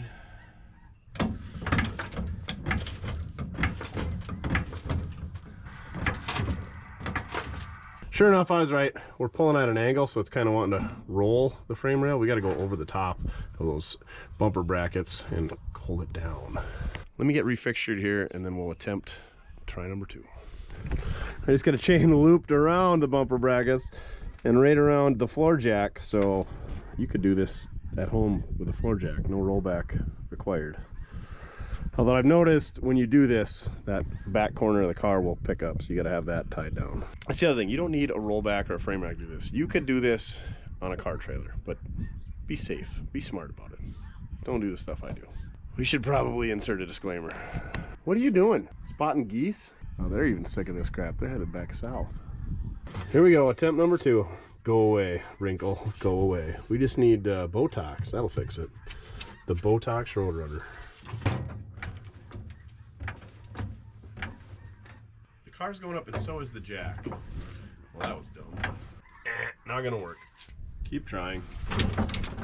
Here we go, attempt number 3. The chain going through the stake pocket on both sides and over the top. I don't know how much more simpler you get than that. Wrinkle be gone. It's doing something, ain't it? Oh, there we go. It tore it, but what do you expect? We're gonna go a little bit past, and then as we let it off, it's gonna go back, then we'll just beat it in and probably have to weld it, maybe even plate it. It's wanted to pull that frame rail out, unfortunately. Let her back down and see what it does.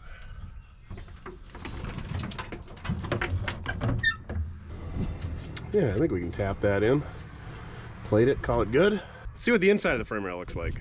That wrinkle is quite a bit better. So is that one. I think that's what we're gonna call good. I can almost guarantee you that we're gonna have to make some more modifications in order to get a bumper to fit and in order to get that K-member under it, but we gotta start somewhere. And I don't have the capability to do a frame rack or have a frame rack, and that's big bucks. I would guess they're probably $200-300 an hour to be on those things, but there again, in probably 3 hours, they could have this car straightened as good as new. So yeah, I should have spent $1,000 and taken it to a frame rack, which I'm guessing we still can. And it's not like I ruined a 1970 Roadrunner. Yep, it was already ruined. But I didn't break it any better, or did I? Cool, I think we can put her back in the shop anyway. Got this bad boy in the lift. We got a couple of bolts to pull out of the K-member. Got the steering unhooked, got the shift linkages unhooked. We get it up the transmission cross member. Hopefully we can get that K-member out of there and we get it slid off the old torsion bars.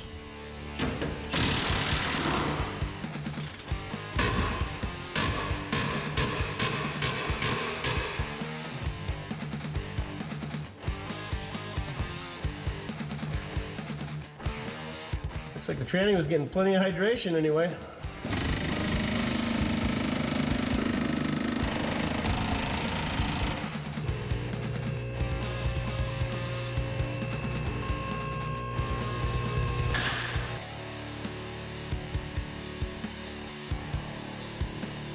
There you have it, how to make a mess out of a Mopar. We're gonna clean up these torsion bar ends a little bit, maybe with the wire wheel, and put some grease on it so that they'll slide back together a little bit better. We're gonna take this motor and transmission out of the K-member because it's all garbage and it'll make it easier to handle. We will double check to make sure this stuff isn't numbers matching, and if it is, we'll hang on to it. Even if it isn't, I have a hard time throwing stuff away, so we'll throw it out back in case we need, I don't know, a bolt for the engine mount or something. We will be reusing the transmission cross member. I guess we're gonna need that steering knuckle adapter as well, but it's out of there. We'll get this out of the way, get the other one cleaned up, and see if we can't get her slid underneath there.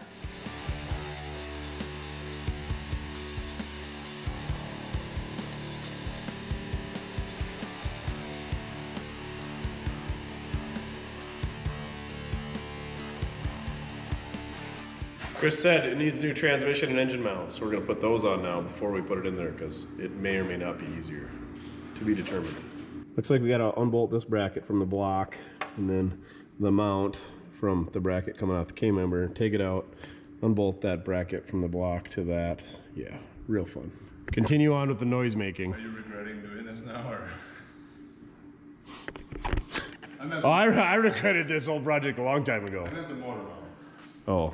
Yeah, let's do it.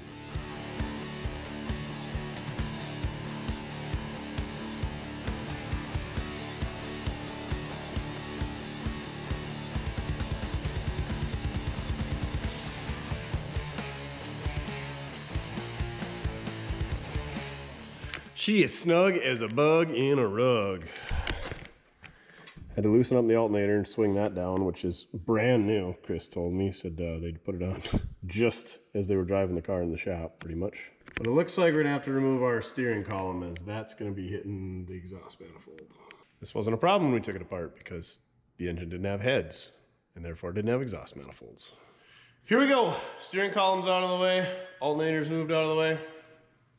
What will we find next?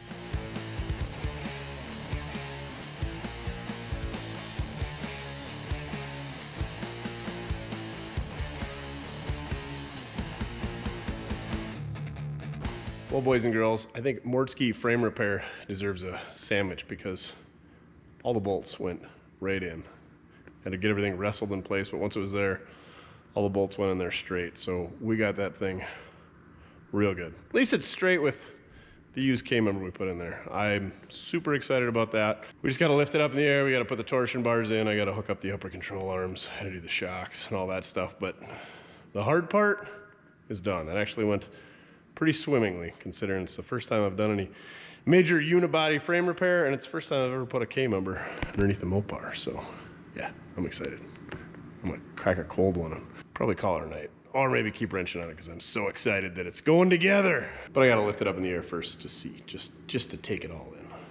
Picked away at a couple small things. Let me show you what we got going on here. Are you gonna show them? Oh yeah, take credit for everything. Typical Duff.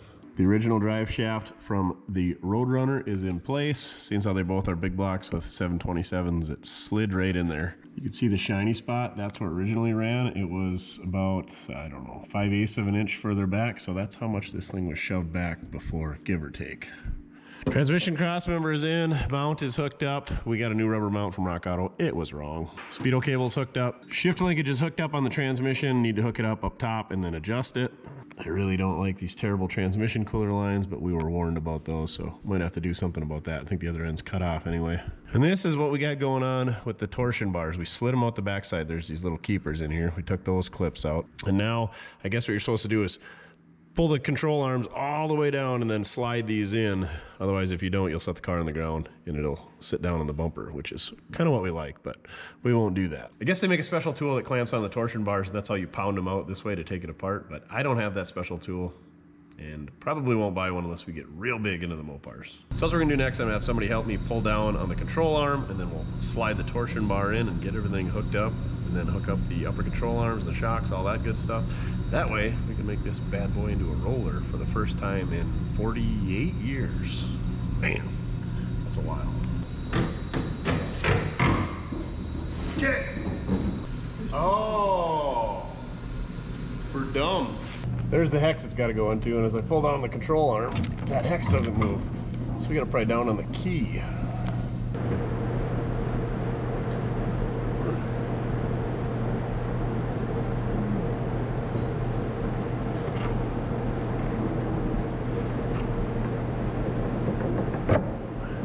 Still no? It's gotta be getting close, huh?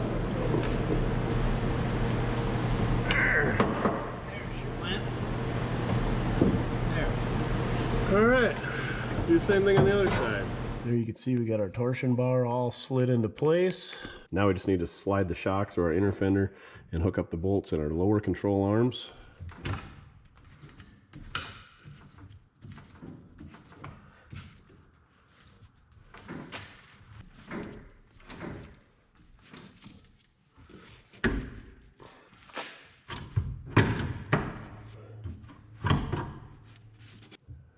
Now why doesn't that want to slide in? I can't imagine anything's bent under here.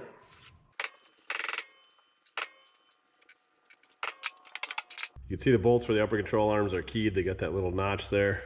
And then they got this eccentric washer built into them. That's how you get your adjustment for your caster and camber.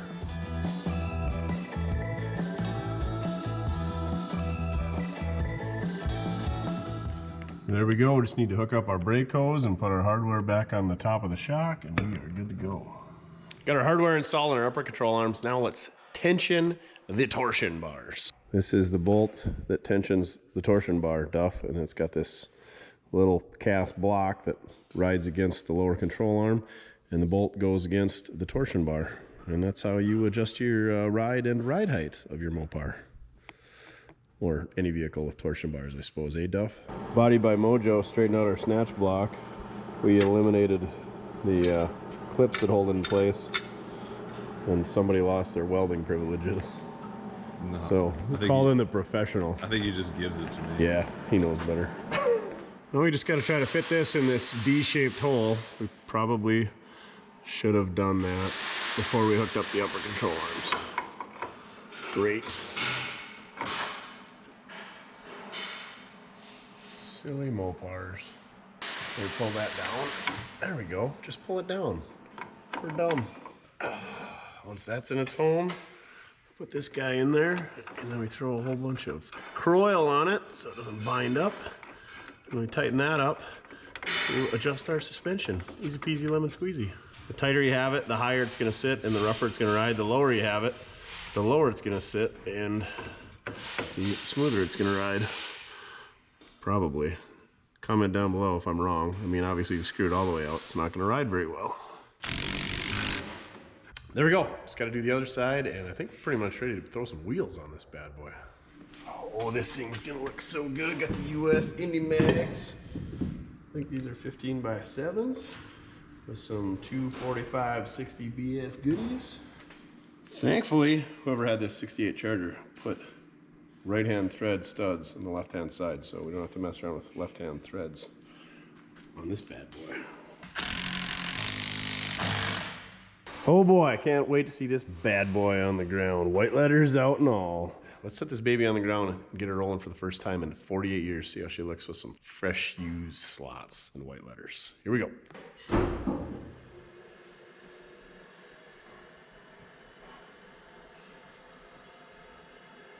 Not too bad for a first stab at the old ride height. These cars kind of look good, tall and proud. Could maybe come down a little bit.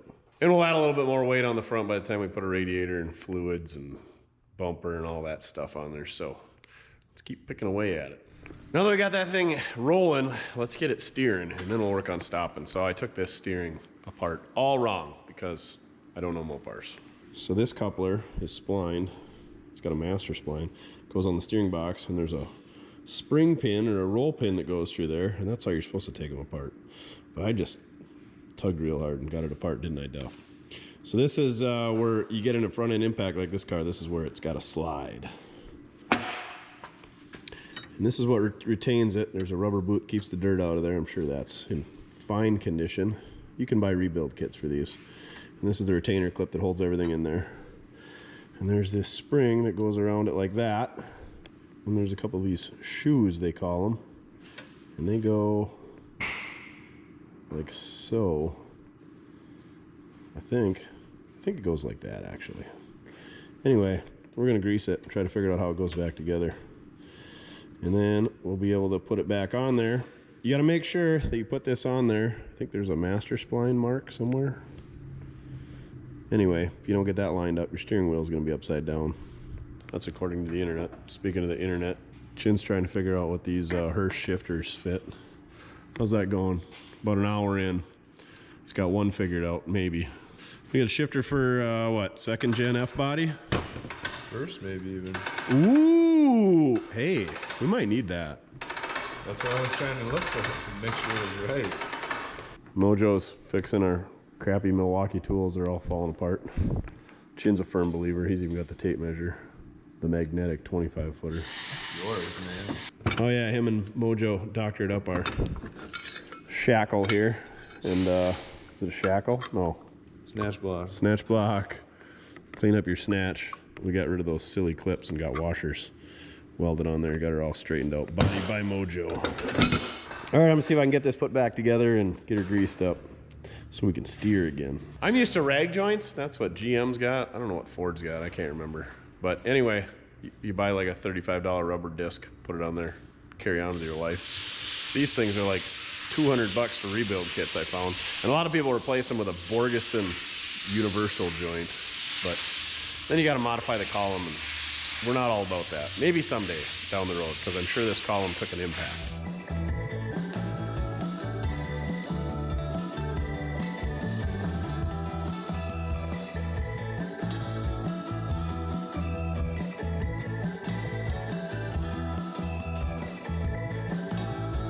There you go. It's together. It is what it is. I'd like to get a new boot and a new clip, but we'll see. If we get that far, we'll probably just put a Borgeson joint, cut the shaft off, and convert it. Right, Duff? Next problem.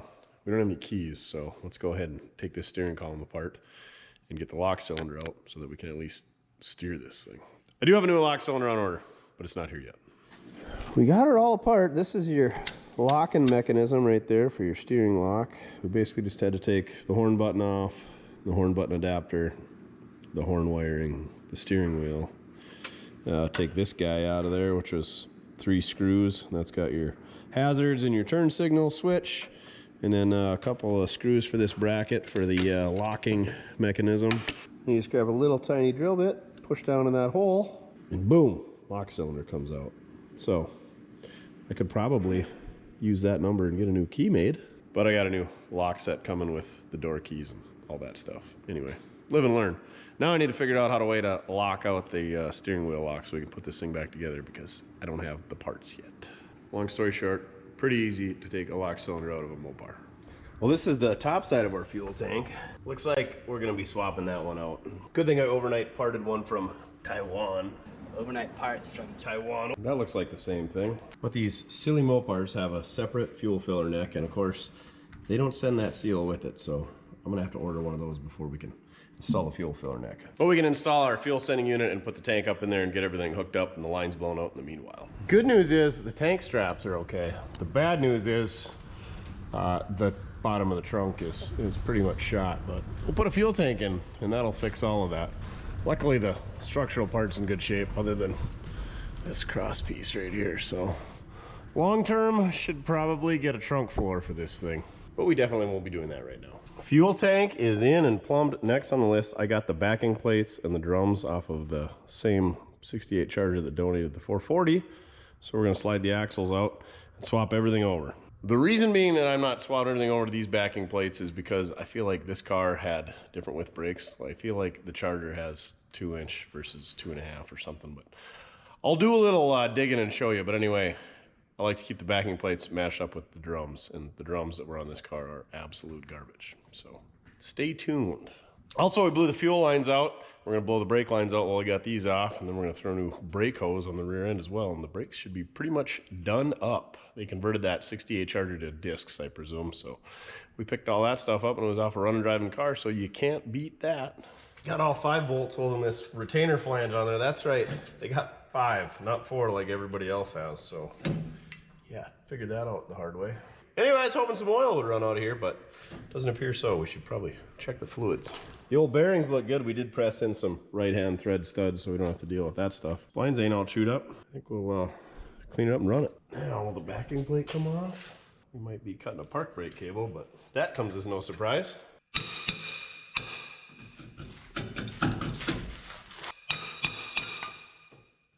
Got it. Oh, there's a cute little metal gasket in there. We definitely don't have one of those to replace it with. Oh yeah, these are just baby brakes compared to the other ones. Are you gonna fit or what?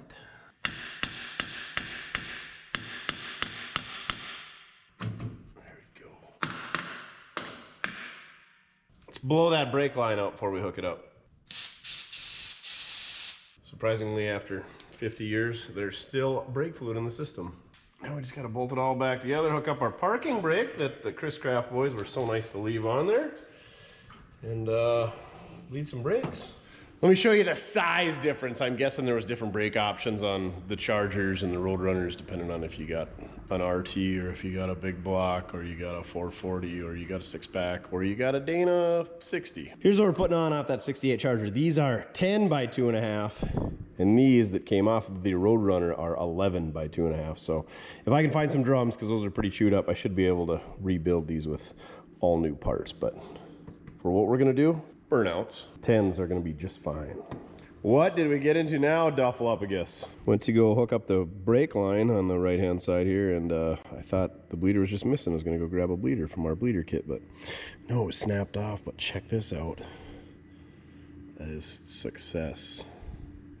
Right there. Got it with the old left-hand drill bit.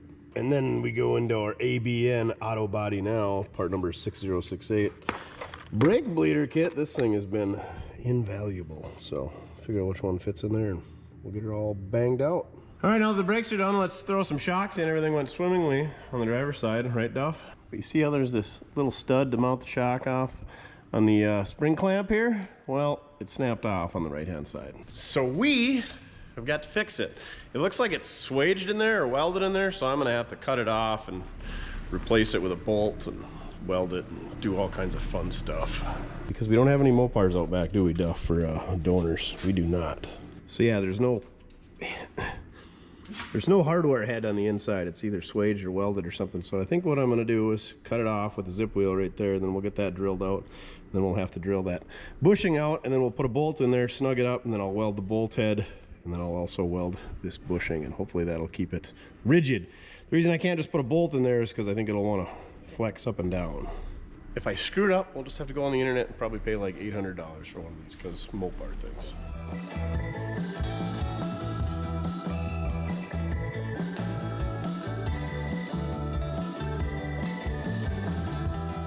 All better. I just used one of these spare bolts I had a stack of laying around. This is what comes with a square bodies, I believe, when you do the front shocks.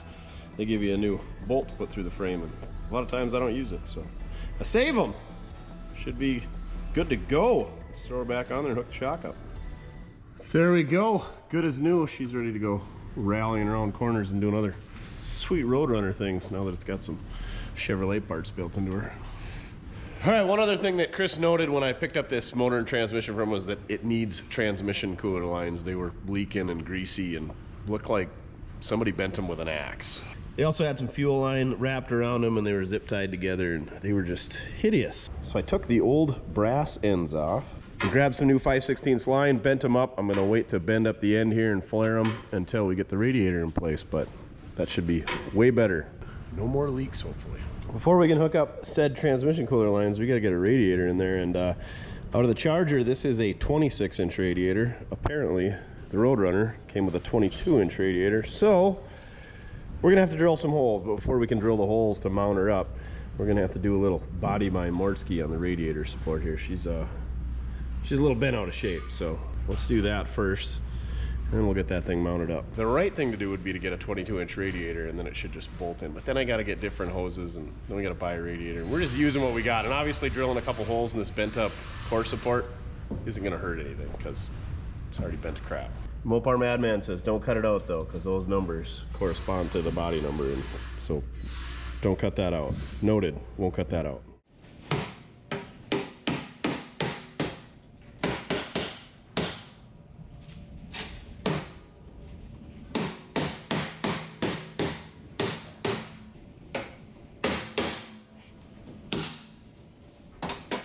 So here's our next debacle. I got the radiators lowest it go, the lower radiator hose is hitting the K member, and it still is not gonna clear the hood. So I think we're just gonna abandon this and get the right one. Turns out the 26-inch wide core is also taller than the 22-inch wide, so we're just gonna get the right one coming. These radiator hoses were in tough shape. I didn't really wanna drill any holes in the core support, but I was all for it, you know. It saved us a few bucks, but we're gonna get the right one coming, aluminum one. They're hideous, but they work good. These old radiators are ticking time bombs anyway, so we'll get one of those coming anyway. Let's dig into the exhaust. Let's see how bad that fits or doesn't fit at all, because, you know, Chargers are probably different. Also, it's some real good quality stuff. It does have an H-pipe. Look at all these splices and the muffler, and the hangers are cut off. I don't know. If anything, it might be a pattern. So let's dig into it. All right, we're gonna start off by welding this H-pipe to these, and then I'm gonna start regretting my life, and whatever. It is what it is. It was free. Well, not free, but we got it. May as well use it. Get it on the road. Frickin' Chris. Couldn't just unbolted right off the manifolds and took it all off in one piece? Come on now.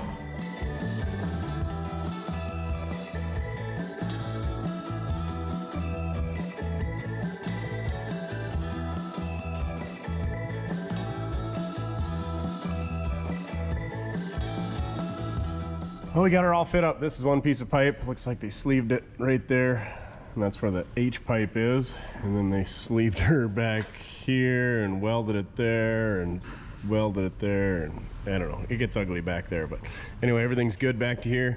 Then at the back of the muffler, I got these hangers, so we're gonna bend those around and weld them up, but let's get it down on the ground and then we'll weld around all those tubes and we'll be able to put her back up there, and I should be able to weld all around the tailpipes when it's in place. We can't put it all up in there in one piece without dropping the rear end, and I'm not going to do that. If this was some nice stainless exhaust, I would do it, but you guys saw it. It's rattle canned aluminum. So here we go.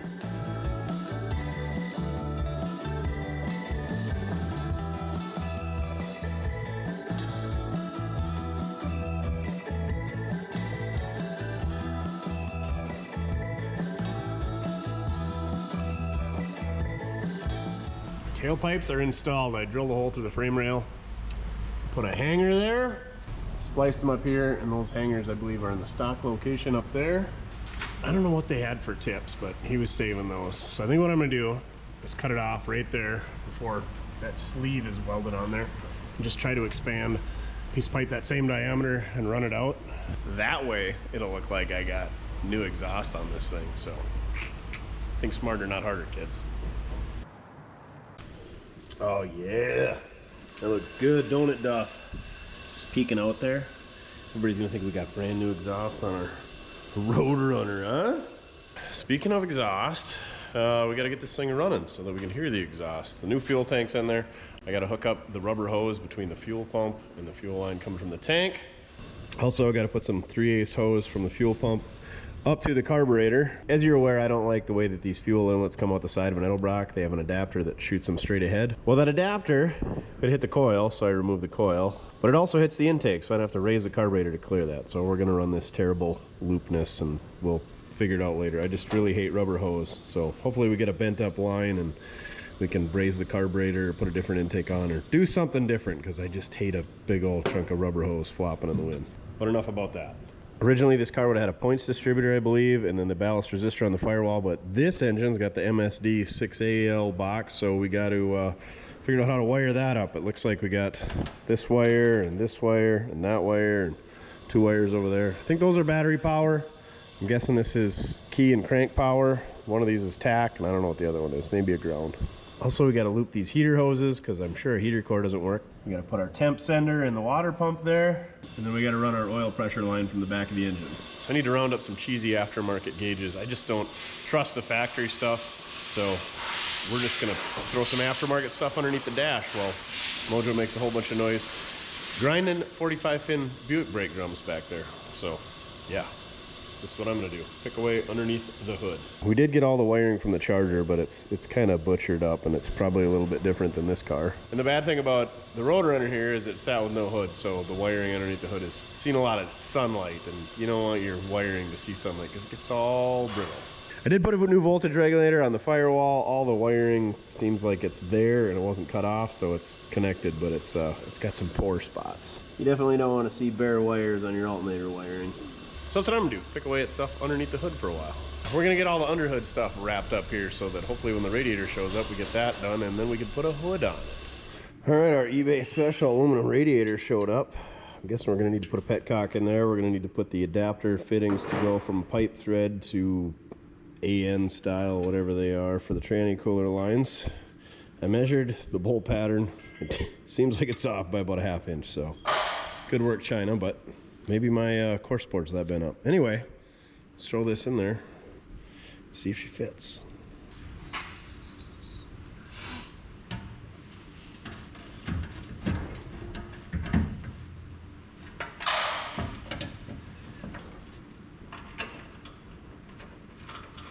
Top bolts went in, but the bottom bolts don't line up, so we're gonna have to drill those out.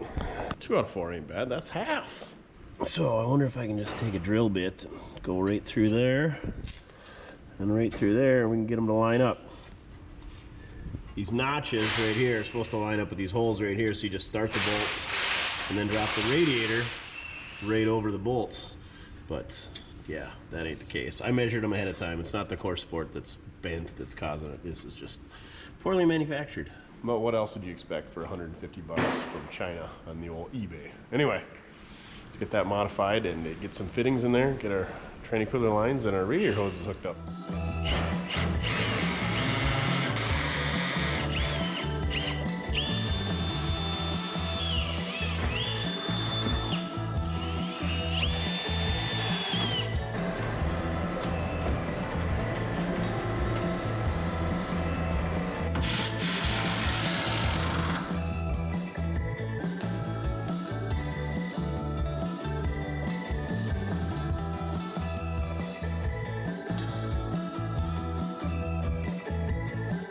Threw a battery in, hooked up our ground. I got a couple of wires wired in for the MSD box. Still got to hook up a trigger wire from the ignition, but I don't even know where the car gets power from the battery, so we'll figure that out. Also, I ran a aftermarket temp gauge up here. We'll hook up an aftermarket oil gauge, and let's top off this cooling system. Look at this cute little baby radiator cap that these things come with. That's when you pay the big bucks on eBay, that's what you get. Oh, you can email them. Work at huahuahuangoingxi.cn if you wanna message huahuaguoji. Anyway, let's put some coolant in it. Never mind my terribly looped heater hose. Learned something new today. Usually on GMs and everything, I thought there's a 5/8 heater hose and a 3/4 heater hose. So I grabbed both those, brought them down because there's 2 different size fittings coming through the firewall. Guess what? They're 5/8 and a ½ inch on Mopars, but that's only from 69 on up. Before that, they were 5/8 on both sides. Guess who doesn't have any ½ inch heater hose? And that heater core is probably going to leak anyway, so we just got them looped. Never mind that it's kinked off either. Any guesses of where it's going to leak out at? Well, we're up to the coolant sender. hope we got no air pockets in the cooling system. Well, I dumped almost a gallon of coolant in and it's down to 210, so maybe we'll see if we can't squeeze some more coolant in. It must have been an air pocket. We are getting close to firing this thing up, so everything is new in the fuel system. Let's go ahead and fill up the tank with our Greta unapproved fuel jug and self-pumping adapter. These things are the greatest. I will completely forget to put the link in the video description, but go check them out. These things are awesome. Battery powered, saves you back, automatically shuts off when the tank is full. Doesn't automatically shut off when the fuel can is empty, which is unfortunate, but what do you expect from China? Now I can walk away and go do something productive instead of standing here holding a gas can complaining about my back aching. All right, did a few updates. Let me show you what we got going on here. We got some gauges in this bad boy. I had some old Moon gauges laying around from my cousin's 58 Chevrolet station wagon that I did a bunch of work on years ago. I put Dakota Digitals in it, but anyway, these are Moon Eyes. That's a mechanical oil pressure. I ran a copper line for that. The temp is an old mechanical style, so I had to fish a line through the firewall for that. And the voltage, we don't have hooked up. We also don't have the lights hooked up in it yet. But I don't prefer these style of gauges. They kind of clutter up the interior of a vehicle, but I just don't trust the ones in the dash, and I kind of want to keep an eye on the vitals, the old 440, because we paid $3,500 for all these parts, and the main thing I was buying was the engine, so we want to keep an eye on the temp and the oil pressure.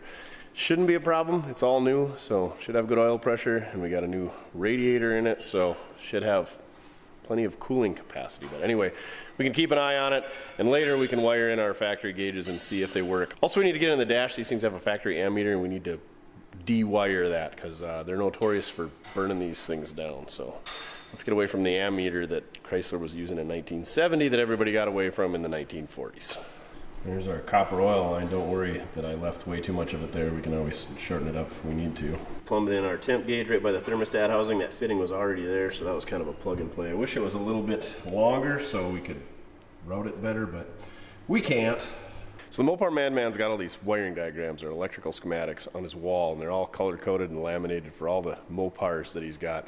And I always thought it was kind of strange, but now I see why. I had to go reference them on the internet to figure out how to wire this thing up, because if you guys don't remember, there was no engine. Well, there was part of an engine left in here, but all the top end was gone and wasn't wired up anymore. So I want to wire this thing up factory. I don't want to have a switch under the dash for the ignition and a button for the start and all that. So let's try to use what we can, and it looks like they took it apart nicely, and they actually did. So this guy right there is a starter relay that Mopar uses. It should have been bolted to the firewall right there, but it was missing. I went and dug through my stash and found one, but it's missing the bracket, so we'll have to get the right one. But basically, you run a battery cable to this, and then this is a fusible link that powers up the entire car.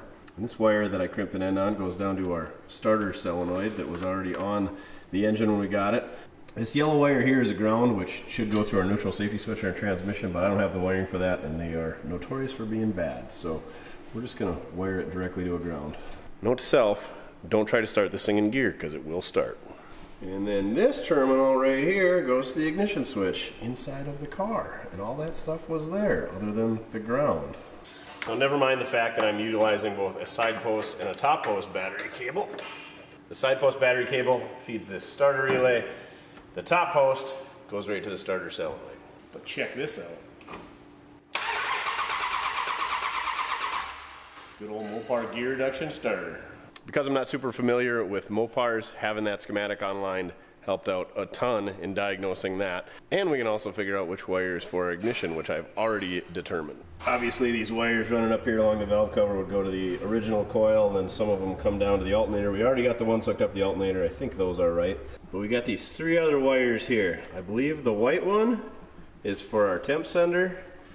This one with the eyelet would go to the coil, and I'm not sure where this other blue one with the spade terminal on it, but both the blue ones have key power and crank power. So I'm gonna go ahead and cut one of those off, and we're gonna run that wire over to this gray wire on our MSD, and this baby should have some spark. All right, the old MSD is wired in. Used a weather pack, so she's weatherproof and should last for many years, and it's also easy to disconnect. I figured right about there was a good spot to splice into that wire, seeing how somebody had so nicely peeled the insulated coating off of there and threw some black tape on it. Yeah, good stuff. Yeah, she had a few bare spots. Let's throw a few zip ties on here so these wires don't get into our fan blade. That would not be good. That'll probably ruin your day when your ignition gets ripped off by the fan. I think it's ready to give this thing a tickle of hot sauce and get this thing running for the first time in 1977, 2025. What's that, like 48 years? Holy buckets. Fill up the bowl on the old Edelbrock 750 and also slobber it all over the intake. Here we go, first fire in 48 years. Slingshot engage.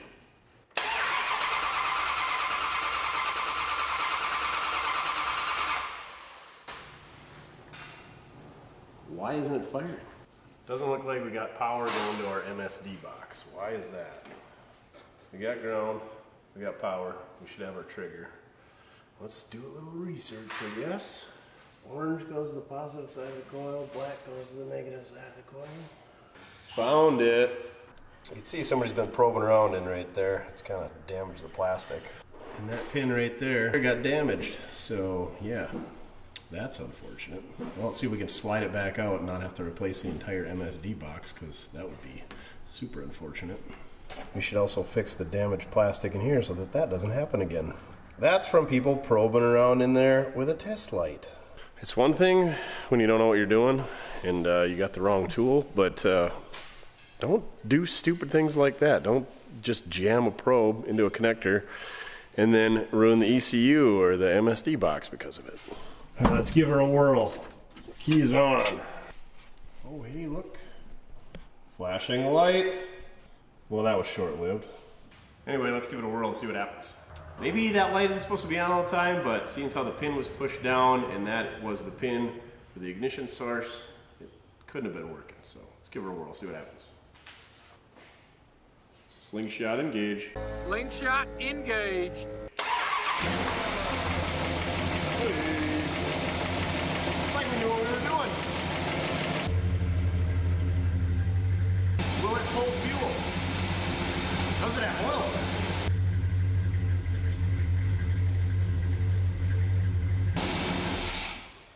We got oil pressure, all right. We got a leak. Oh boy, we got a fuel leak, it appears, as well. We got all kinds of oil pressure, but it's running out onto the transmission tunnel. Good news is we got a hole in the floor for all the oil to run out.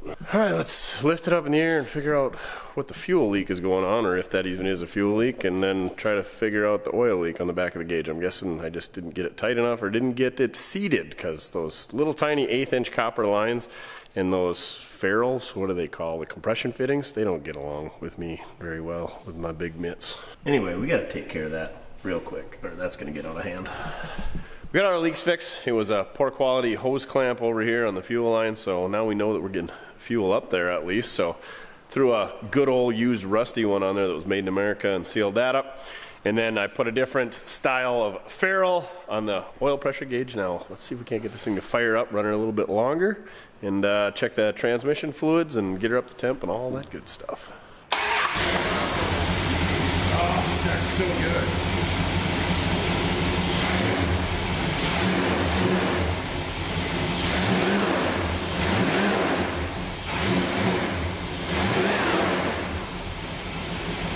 Man, this thing is smooth, it is crisp. It's got 75 pounds of oil pressure at idle. Look at that, just cranked to the moon. We're gonna need a higher pressure gauge. Throttle even works.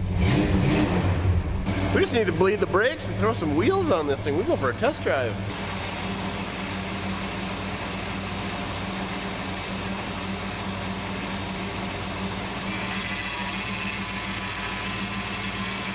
Well, this is new. I've never seen this before. The brake drum slid off of the axle, and now the axle is spinning freely inside of the drum. I guess that's why they put those clips on the wheel studs from the factory, so when they run them in, the drums don't slide off like that. On the plus side, we know our transmission's working and our rear end turns. Got everything topped off, transmission, power steering. We still got to check the coolant. Obviously, we got to mess with the brakes, but we'll check the oil once we shut it off. Let's see how our cooling system's doing. Looks like we're sitting right at about 190. I think it's pretty safe to say that it's got a 190 thermostat in it then. Listen to how good this thing sounds though.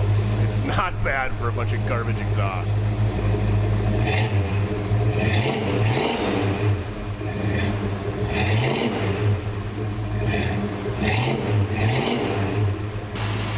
like we're charging though. I rev it up and it drops down to 12.2.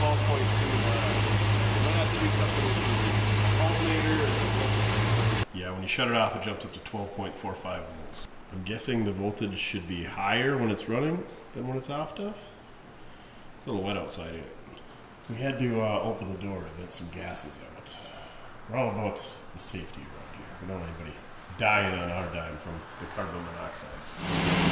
We'll be there, 13.5 volts. So once again, being able to read a schematic and diagnose electrical pays off in dividends. I can't emphasize how important that is. You could make a living doing electrical diagnosis. I know lots of guys that do it. That's kind of where I got this from, the service side of things. But anyway, learn how to read schematics, learn how to troubleshoot. You can get into it super cheap with a test light or a power probe and a couple electrical tools, and you can wire up your buddy's cars and diagnose them on the side and make a few bucks. So learn electrical, don't be scared of it, but I need to rewire this thing entirely.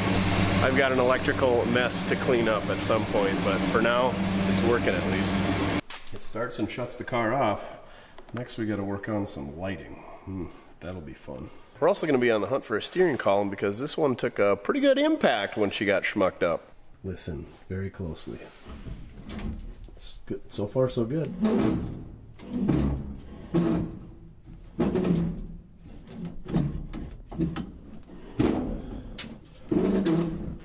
Pretty sure the tube and the column got bent on the impact, so hopefully we can find one of those off of another B-body Mopar. Worst case scenario, we take it all apart and try to straighten it out or fabricate a new one. All right, next we're gonna work on the seats. This car was originally a bench seat car, and the seats that came in this thing are out of like a 67 to 69 first gen Firebird.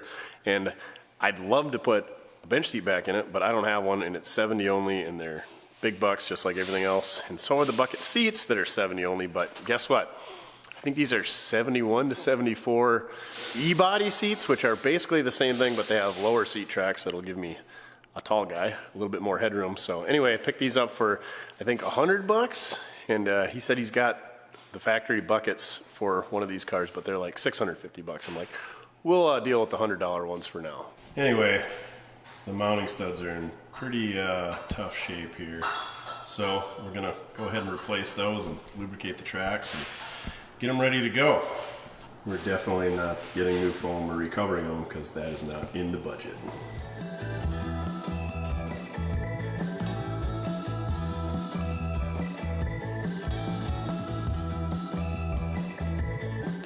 There we go, a little Croyle welder, a couple of new 5/16 studs. She's probably gonna die over those other two studs before we throw it in, then she's good to go. So I messed around with this thing for way too long. It sits too low, it's not leaned back far enough, the runners don't match the floor. Yeah, I was duped. I thought it just was the same seat, just sat lower, but I should have known better. E-body floor's entirely different, so we got a new plan. Joff, you gonna show what we're gonna run instead? These bad boys. Pro cars. So I just looked on Speedway Motors. These things are about $634 for a pair. I like these low back, no headrest, yada yada yadas. No, I did not pay that much. I had a 1954 Chevy two-door Post. It was white with baby blue. Super nice car, but it came with these seats already installed in a 4-speed, and I took these seats out and the 4-speed out and put an automatic in it and put the tuck and roll white interior back in the car when I sold it. And I've had these sitting around for close to 10 years and been looking for a spot for them. I was wondering to put them in a 55 Chevy Gasser, but we don't have a 55 Chevy Gasser yet, so let's put them in this thing, because if we don't have comfortable seats, we're not going to drive it. And they kind of look the part, and they got seat tracks built into them. They got these universal / adjustable mounts. They do make mounts for this car. They're $120 a side, and they're on back order until June 10th, so we're not going to wait 3 weeks for seat brackets. We're going to modify these. Figured if I was going to modify seat brackets, and it's going to be the wrong seats anyway, and they're going to be uncomfortable, and they're going to be in terrible shape, we might as well modify seat brackets for a nice, comfortable seat. So that's what we're doing. These got some universal seat brackets on them. We can adjust these up and down, and then we'll have to make brackets that either come off of that bracket or off the front like they had in that car. Long term, I'd like to get the right seat brackets and then get those seats rebuilt, and then we'll put them in at that point, and then we'll build the 55 Chevy Gasser. While I've been messing around aimlessly with seats, DB polished up a pair of 8-inch Unilug slots with some Cooper Cobras off a Chin's pickup. So he's got the white letters all cleaned up. These things are from 2019. So they're plenty old and they're all used up, but they're about 20 years newer than the BF Goodies that were on the back and the drag light that was on the other side. So we shouldn't have to worry about blowing a tire yet. Then we just got to figure out something for the front, because that Mastercraft is, I have no idea on the history of that one, but it's got a lot of tread left. Oh yeah, that looks way more gooder. Use the brackets that they had with that seat and wound up pretty good. I'm gonna make a couple more for the other one because it didn't have quite enough, but it's way good. I like it. And these are adjustable. There's no adjustment for the back of the seat on the factory seat, so this will be an improvement. I do like these seats. DD Speed Shop even likes them. That guy's a hack, so. But he knows good seats. I would recommend the Pro Car seats. Go check them out on Speedway Motors. Not a paid promotion, but if you're looking for a clean looking seat, like I said, I think they look good in muscle cars and gassers. Not so good in street rods and pickup trucks, but they're a good looking seat, real affordable for the money if you're looking to go with some bucket seats. Guys, we finally got brakes in this thing. I snapped off 2 more brake bleeders. I finally said the heck with it.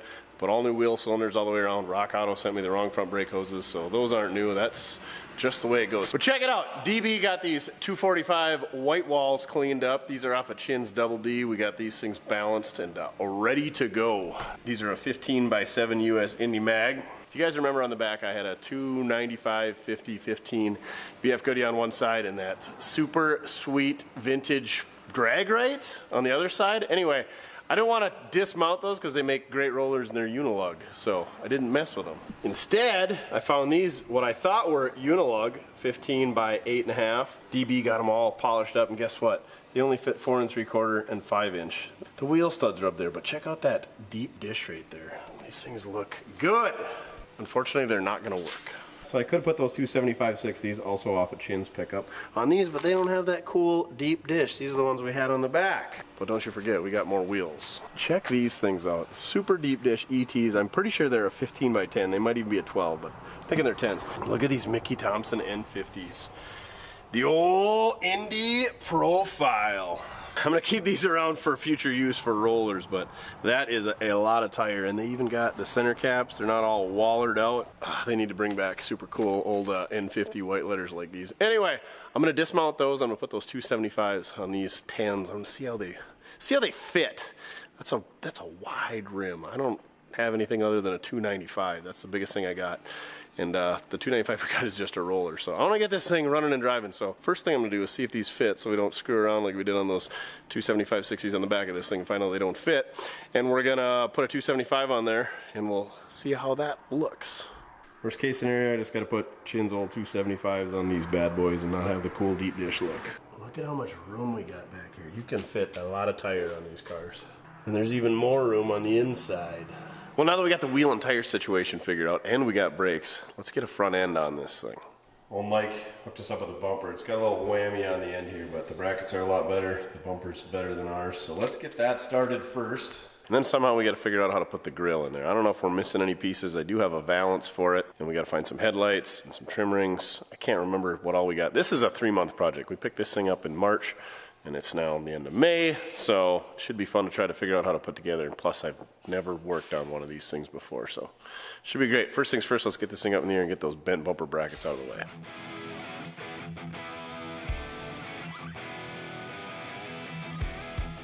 It already looks better without those bent bumper brackets on there, don't you think? I think I'm going to do a little more body work on this frame rail. Just tap her in a little bit before we go ahead and slide that bumper bracket on there. You can see that it's kind of popped apart right there. No big deal. It's definitely not structural, being the frame rail and all.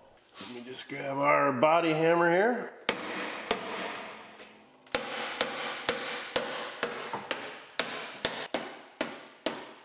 Oh yeah, way better. What are the odds I can lift this bumper up there and set it in there all by myself, get some bolts started without killing myself or smashing off any more fingers? Oh. I guess we should have measured first to see if it was even the right width, but here we go. Looks pretty close.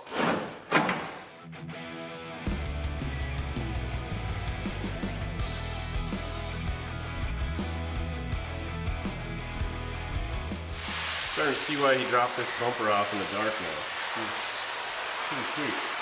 So we can't even get this thing bolted up without doing some body work. So we're gonna have to start doing a little straightening on this thing, or trim the ends off. But I don't think we want to do that.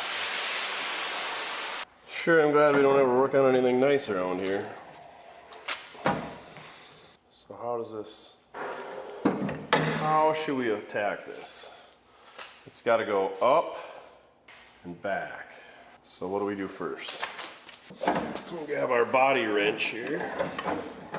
If anybody's got a good front bumper for 1970 Plymouth Roadrunner, hit us up, mortskirepair@gmail.com.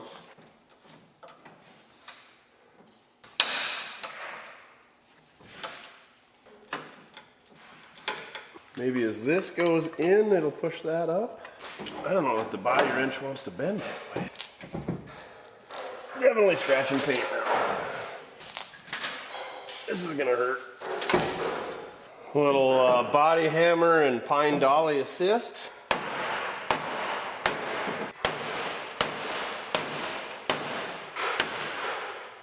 I know, should have used aspen.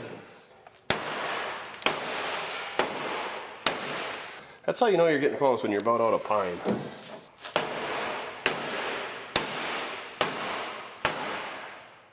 It's looking pretty good.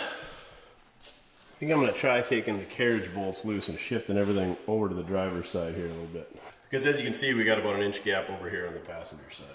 Heated up all the bolts holding the bumper mount into the bracket. It didn't slide over much, but we did a little heating and beating, as you can see down there, and it's a lot better. Now I might try to pull out the bottom of this fender, and then we'll work our way up to the valance, and then we'll tighten everything up once we get it all adjusted. You want a good workout regimen? Buy a bent up car and try straightening it all out yourself with a pipe wrench and a big hammer and some 2x4s. I'm guessing this should be about out here. Oh, this is my kind of body work right here. And give her a little twist motion. The old twist and grip. Push her in up there. Oh yeah, way better. Something like that. And there's a few of these tabs. I feel like they should be laying flat, but let's grab that valance and see just how they bolt in. I don't know if they call this the valance, the lower grill, but I don't feel like that's supposed to be bent that way. Maybe it is, I don't know. Let's see. Oh, these brackets are bent all up. I feel like those are supposed to run parallel with the car. Grab the body pliers here. Get that fixed right up. All right, first test fit. I'm guessing this has to go under the bumper. That's why I left the bumper loose. Can we sneak it in?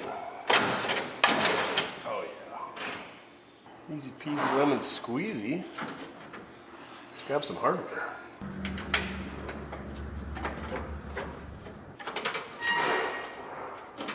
I'm gonna be real upset if we find out that you gotta put the grill in before this. That's the way she goes. She's looking better already. Looks like we got to mount her up to the fender right about there and down in there yet. It also looks like it probably tied to the hood latch / core support. We should probably take that apart, see if we can't get that working, because the hood latch sure would be nice. All right, new headlight bulbs in. We got what? On the high beams are 5001s and the low beams are 5006s. Took our hood latch out because we got to do some work on that, but I think the hood latch mounting piece is pushed up, which makes sense because the core support is pushed up there. So instead of pulling that down and doing it all right, hopefully we can just move that bolt hole into that bolt hole, and we can smack this with a hammer and get it all to come down, because this hole won't line up with that hole. The body work continues. It's looking pretty good. It's far from good, but it's good from afar.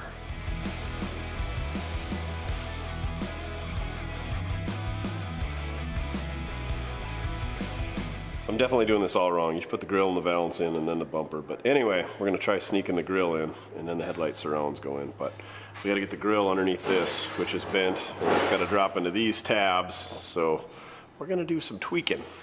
I wish I hadn't pushed that down. I wish I'd waited, but we'll figure it out. I don't wanna bust this grill up because it's actually in pretty decent shape yet. It's not perfect, but it's better than the rest of the car.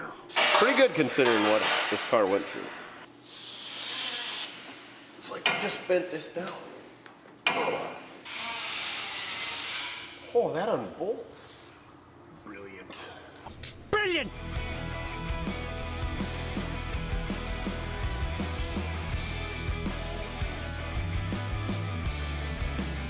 Well, this has become a conundrum. You got to use 1/4 inch hardware. I got 5/16 clips for getting on the backside, but I don't have 1/4 inch. And you can't get your finger back in there to put a nut on it, so great. We'll have to figure something else out, I guess.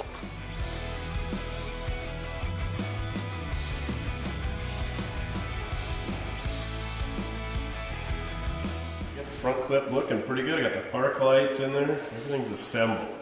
Albeit with wood screws and some mechanics wire. It's together. There's a few busted pieces in the trim and we're missing some hardware, and we just did the best job that we could. You guys saw the front of the car when we started, so don't set the bar too high, but check this out. Went on eBay, got the cheapest Go Wing available. I think it's like $150. This car was a factory hood pin car and a factory Go Wing car, so we got to put a Go Wing back on it. Somebody stole this one over the years, same as they stole the hood, so let's get this thing assembled and get her installed.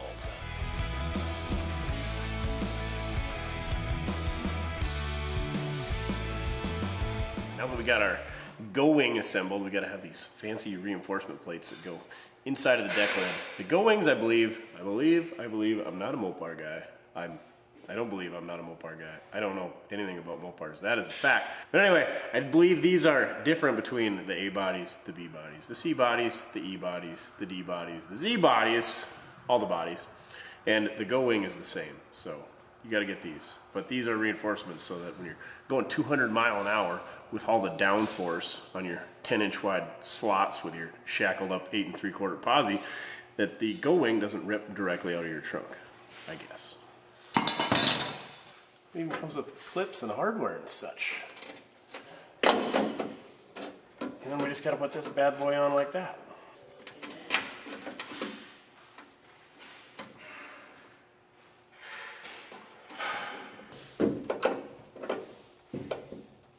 These are super critical when your deck lid is a rusty pile, such as this one. All right, here we go. Let's make sure we don't put her on backwards, the old crowning jewel here. Of course the holes don't line up. Thanks a lot, eBay. Now we just gotta put 4 nuts on this thing. She's ready to rock. She's ready to go. Oh yeah. Spoiler alert. For an eBay piece, it actually fit pretty well. This thing looks so much better. I wouldn't have been worried about it, but it already had holes in the trunk and it's a factory Go Wing car, so we gotta put the Go Wing back on it. Oh yeah. She looks way good.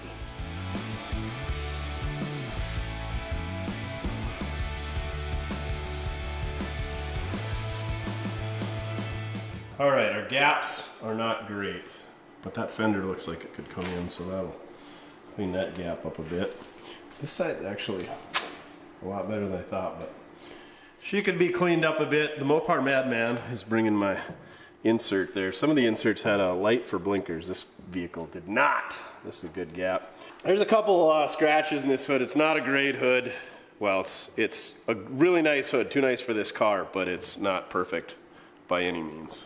So I don't know if I told you a story on this hood, but anyway, Mike got this hood from somebody else who put a air grabber hood on their car, and so they took this off, a nice painted car, and it just kind of sat around, and I got it, and I got $600 in this hood, so there you go. Expensive air cleaners, expensive hoods, everything's expensive about Mopars, but now we gotta drill some holes for our hood pins, because this is a factory hood pin car, so we get to drill some holes in a nice new hood. And what you do is you put a little dab of grease on the top, and you close the hood, and then you drill a hole where the dab of grease on the hood pin hit the hood. That's your tech tip of the day. We need to do that because our hood does not have the rod that catches the latch, so that's why we got to do that. Also, I do not trust said latch, so don't worry, I straightened out the hood pins before we mark them for the holes. The grease dauber is inside of the inner structure there. Glad I didn't drill a hole like right there. You're a body guy, so don't you do something with like blue tape, painter's tape, and put on there before you drill it? Keeps the paint from ripping everywhere. Don't worry, I got the solution for it. Look at this. New old stock Mr. Gasket hood pin kit. I think this came in some real nice automobile that we bought one time. But anyway, it's got these big stainless washers on there. And we'll put those on the hood to cover the chips in the paint. Anyway, let's drill some holes. There goes nothing.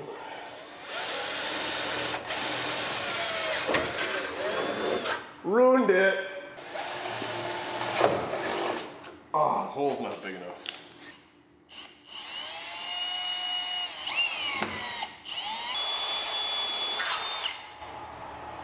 Oh, look at all the filler in this hood. Come look at this when I drill. Oh, I bet it pushed a bunch of filler out right there. Feel that. I could see it in the tape. Oh yeah. God, this wasn't a nice hood we're ruining. Oh my goodness. This is what happens when you buy a Barrett Johnson car. It's full of filler.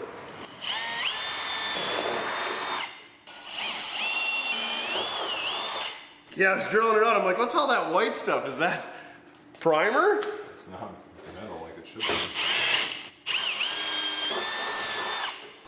Look at that.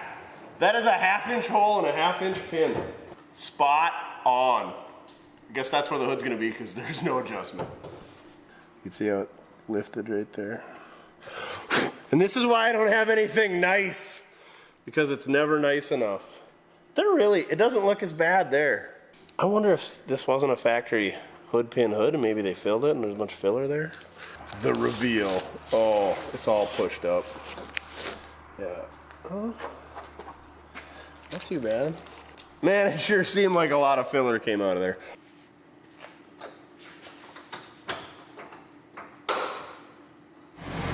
Guess we haven't seen if it moves yet. No. Or stops.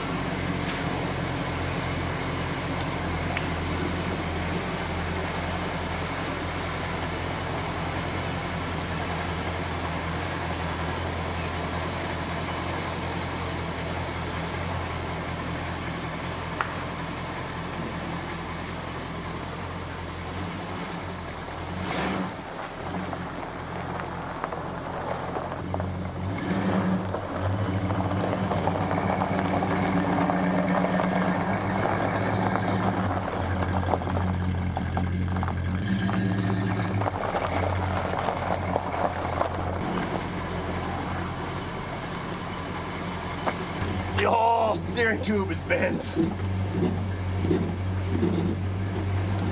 It's crazy how high it sits in the back. Like you look out the back window and you're looking at the sky. It appears that way from the outside. It's tuck and tire in the front, and then just barely in the back. That's crazy because it's original springs, no shackles, Right. just no air shocks, just stands. Big Mopar guy drives a Ford. Mopar deliveries. Hey, look. Hey, I need that. I know you do. And I got more stuff for you too, so we can do good burnouts. Burnout. Ooh, that's what's in the 5-gallon That's what's in the bucket. 5-gallon Hey, we bucket. got a 323 Posi for this thing now too. Posi. Sure grip. Thank you. Ooh, it looks so much better. You mean it always looked great, right? Hey, you didn't even snap the studs off. No, What of deal? course not. I should probably clean this up before I put it on there. Is this the way that it goes? Should be, yep. Is this the right one, or did you screw me again? Of course not. They make many of them for 1970 only. Oh, yeah? Yeah. That turned out really good. Not bad, huh? Wow. For a couple of hacks? Yeah. For a couple of Chevy turds. Oh, yeah. Yeah, they're going to rub hard. You can't get 2 fingers between the tire and the lip. That's not enough? No. What? No. No, they're as good as cut up. You usually can't run a 10-inch on a Plymouth. You can on a Dodge, but not on a Plymouth unless the back spacing is just perfect. It looks amazing, though. The wheel well comes out right away, so the tire hits them. They actually make a kit where you rebuild this, and it comes up and over, and then the tire can tuck a little better. Not bad, eh? It looks really good. Yay! Who would have thought? Pat on the back from the Mopar madman himself. Who would have thought that car's sitting buried up to the frame rails for 30 years in a tree row?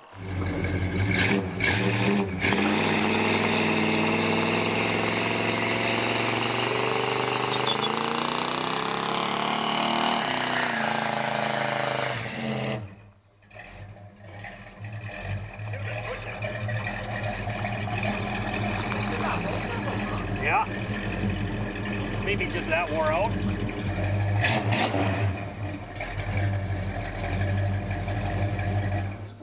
There you have it, folks. The Duff Dog and I got this 1970 Plymouth Roadrunner running for the first time in 48 years. After being wrecked, we put a transplant engine in it, we put a hood on it, we put seats in it, and we did some burnouts. So thank you very much for watching. Go check out the other videos. Like, share, comment, and subscribe. Also, we're giving away the LS swapped OBS, so head on over to Mortske.com for more details on that one. You got a few more weeks to get entered. Remember, doesn't matter how you get it done, as long as you're having fun. Burnouts, real fun, especially when you got a sure grip.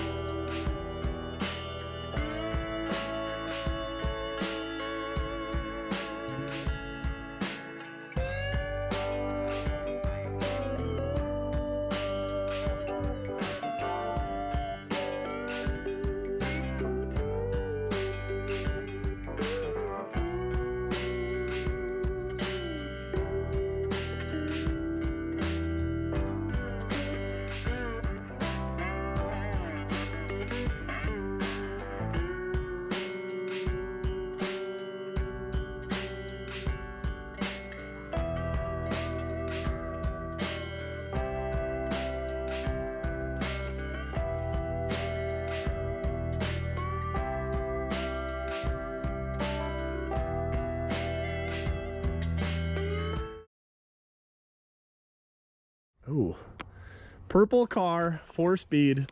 Ooh, with a vinyl top even. Nice. How bad is it under the top? Little spots from what I can see, but nothing serious. 383? Did these all come with 383s? 383, 446 pack or a Hemi. This is a 383 4-speed car. So only big blocks are Hemis? Yep. You couldn't get a Roadrunner with a 318, 360, 340? Not a 70, nope. Hijackers. That's a Super B. What's a hijacker?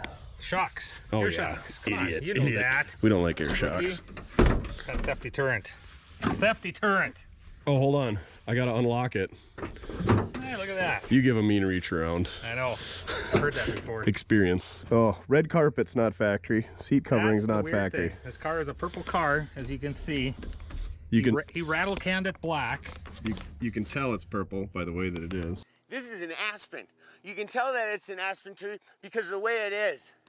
And it's a white top, and it's a white interior. And clearly, he made custom veloured red door panels, changed the inserts, this isn't the original material even, so this has been redone. This has been obviously redone, and it should be black carpet, which he changed over to red. And it's got a Vertigate shifter, for those of you who know what a Vertigate shifter is. They're hideous. Pretty awesome. Yeah, did you swindle the headers out of him too? No, I don't want them. I'd like to leave them here, but I probably... You like headers as well? Oh, I hate them. Hate them so bad. Well, there's the front, there's the back of the header down there. So You got a welder? Yeah, I do. What's the keychain? Bottle opener. Certified watertight. Merrill Pitless. Storm Lake, Iowa. I'm guessing it needs a clutch. Ooh, purple fuzzy dice. Is that a Daffy Duck air freshener over there? I think so. More cool keychains. 1984 GT steering wheel. Oh, it's a Snap-on keychain or a State Bank? Both of them making payments. Probably. Steering wheel's not factory, nor is the tack. Oh, it's got the cool reverse light. Uh-huh. You can tell it's a 383 by the way that it is. So the hood pin's factory? Yes, this is a factory hood pin car too. What code is that? G45. You could be faster next time. I should be. Look at that!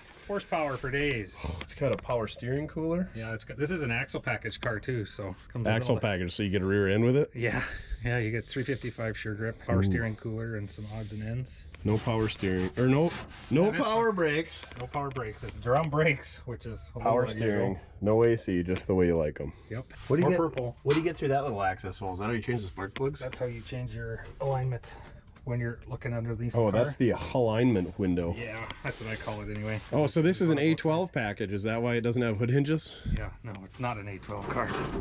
There was no such thing in 70. Oh, my bad. That was 69 only. Oh, check out them poly glasses. You put those on yesterday, Nope. though. I had it off. That's the drum that stuck, so we'll see how that's. Did you get those lug nuts from Jeff at Lug Nut Guys? Actually, I did. That's not a joke. I did. That's where they came from. I had them. I got them. What is this amazingness? We might have to see if we can get that. 74 Charger? 3 or 4. Look at those It's an MC. vectors. Yeah, it's got 10 wides in the back. You can fit a lot of tire on these cars. I despise these cars, but actually this car isn't that bad. Small block automatic, no doubt. Block with no engine, but it probably has one sitting around. Cool. You know what's not cool? The bumper guards. That's awesome. Individuals Motorcycle Club. So, are you a club member or are you an individual? So, last tagged in 82. I didn't exist in 82.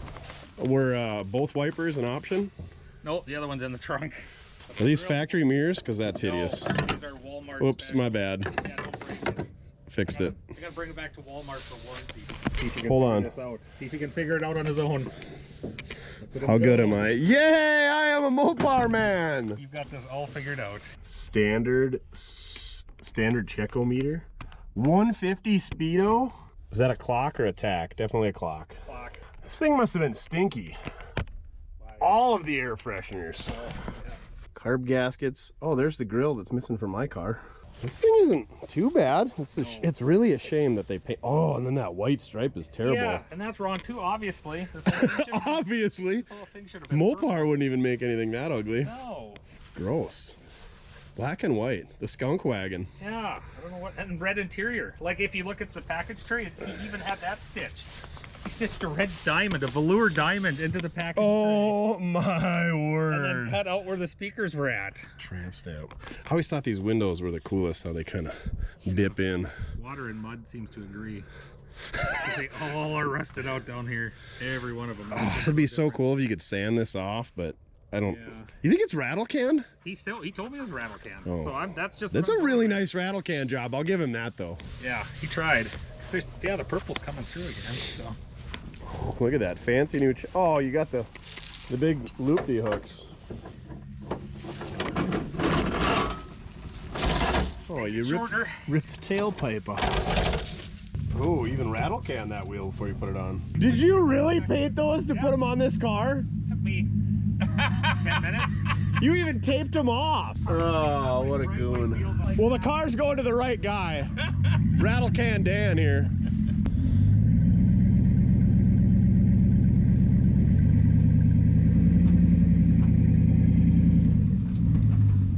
Come on, tailpipe. Catch and bend. That sounds like a drive shaft. Yeah, the drive shaft.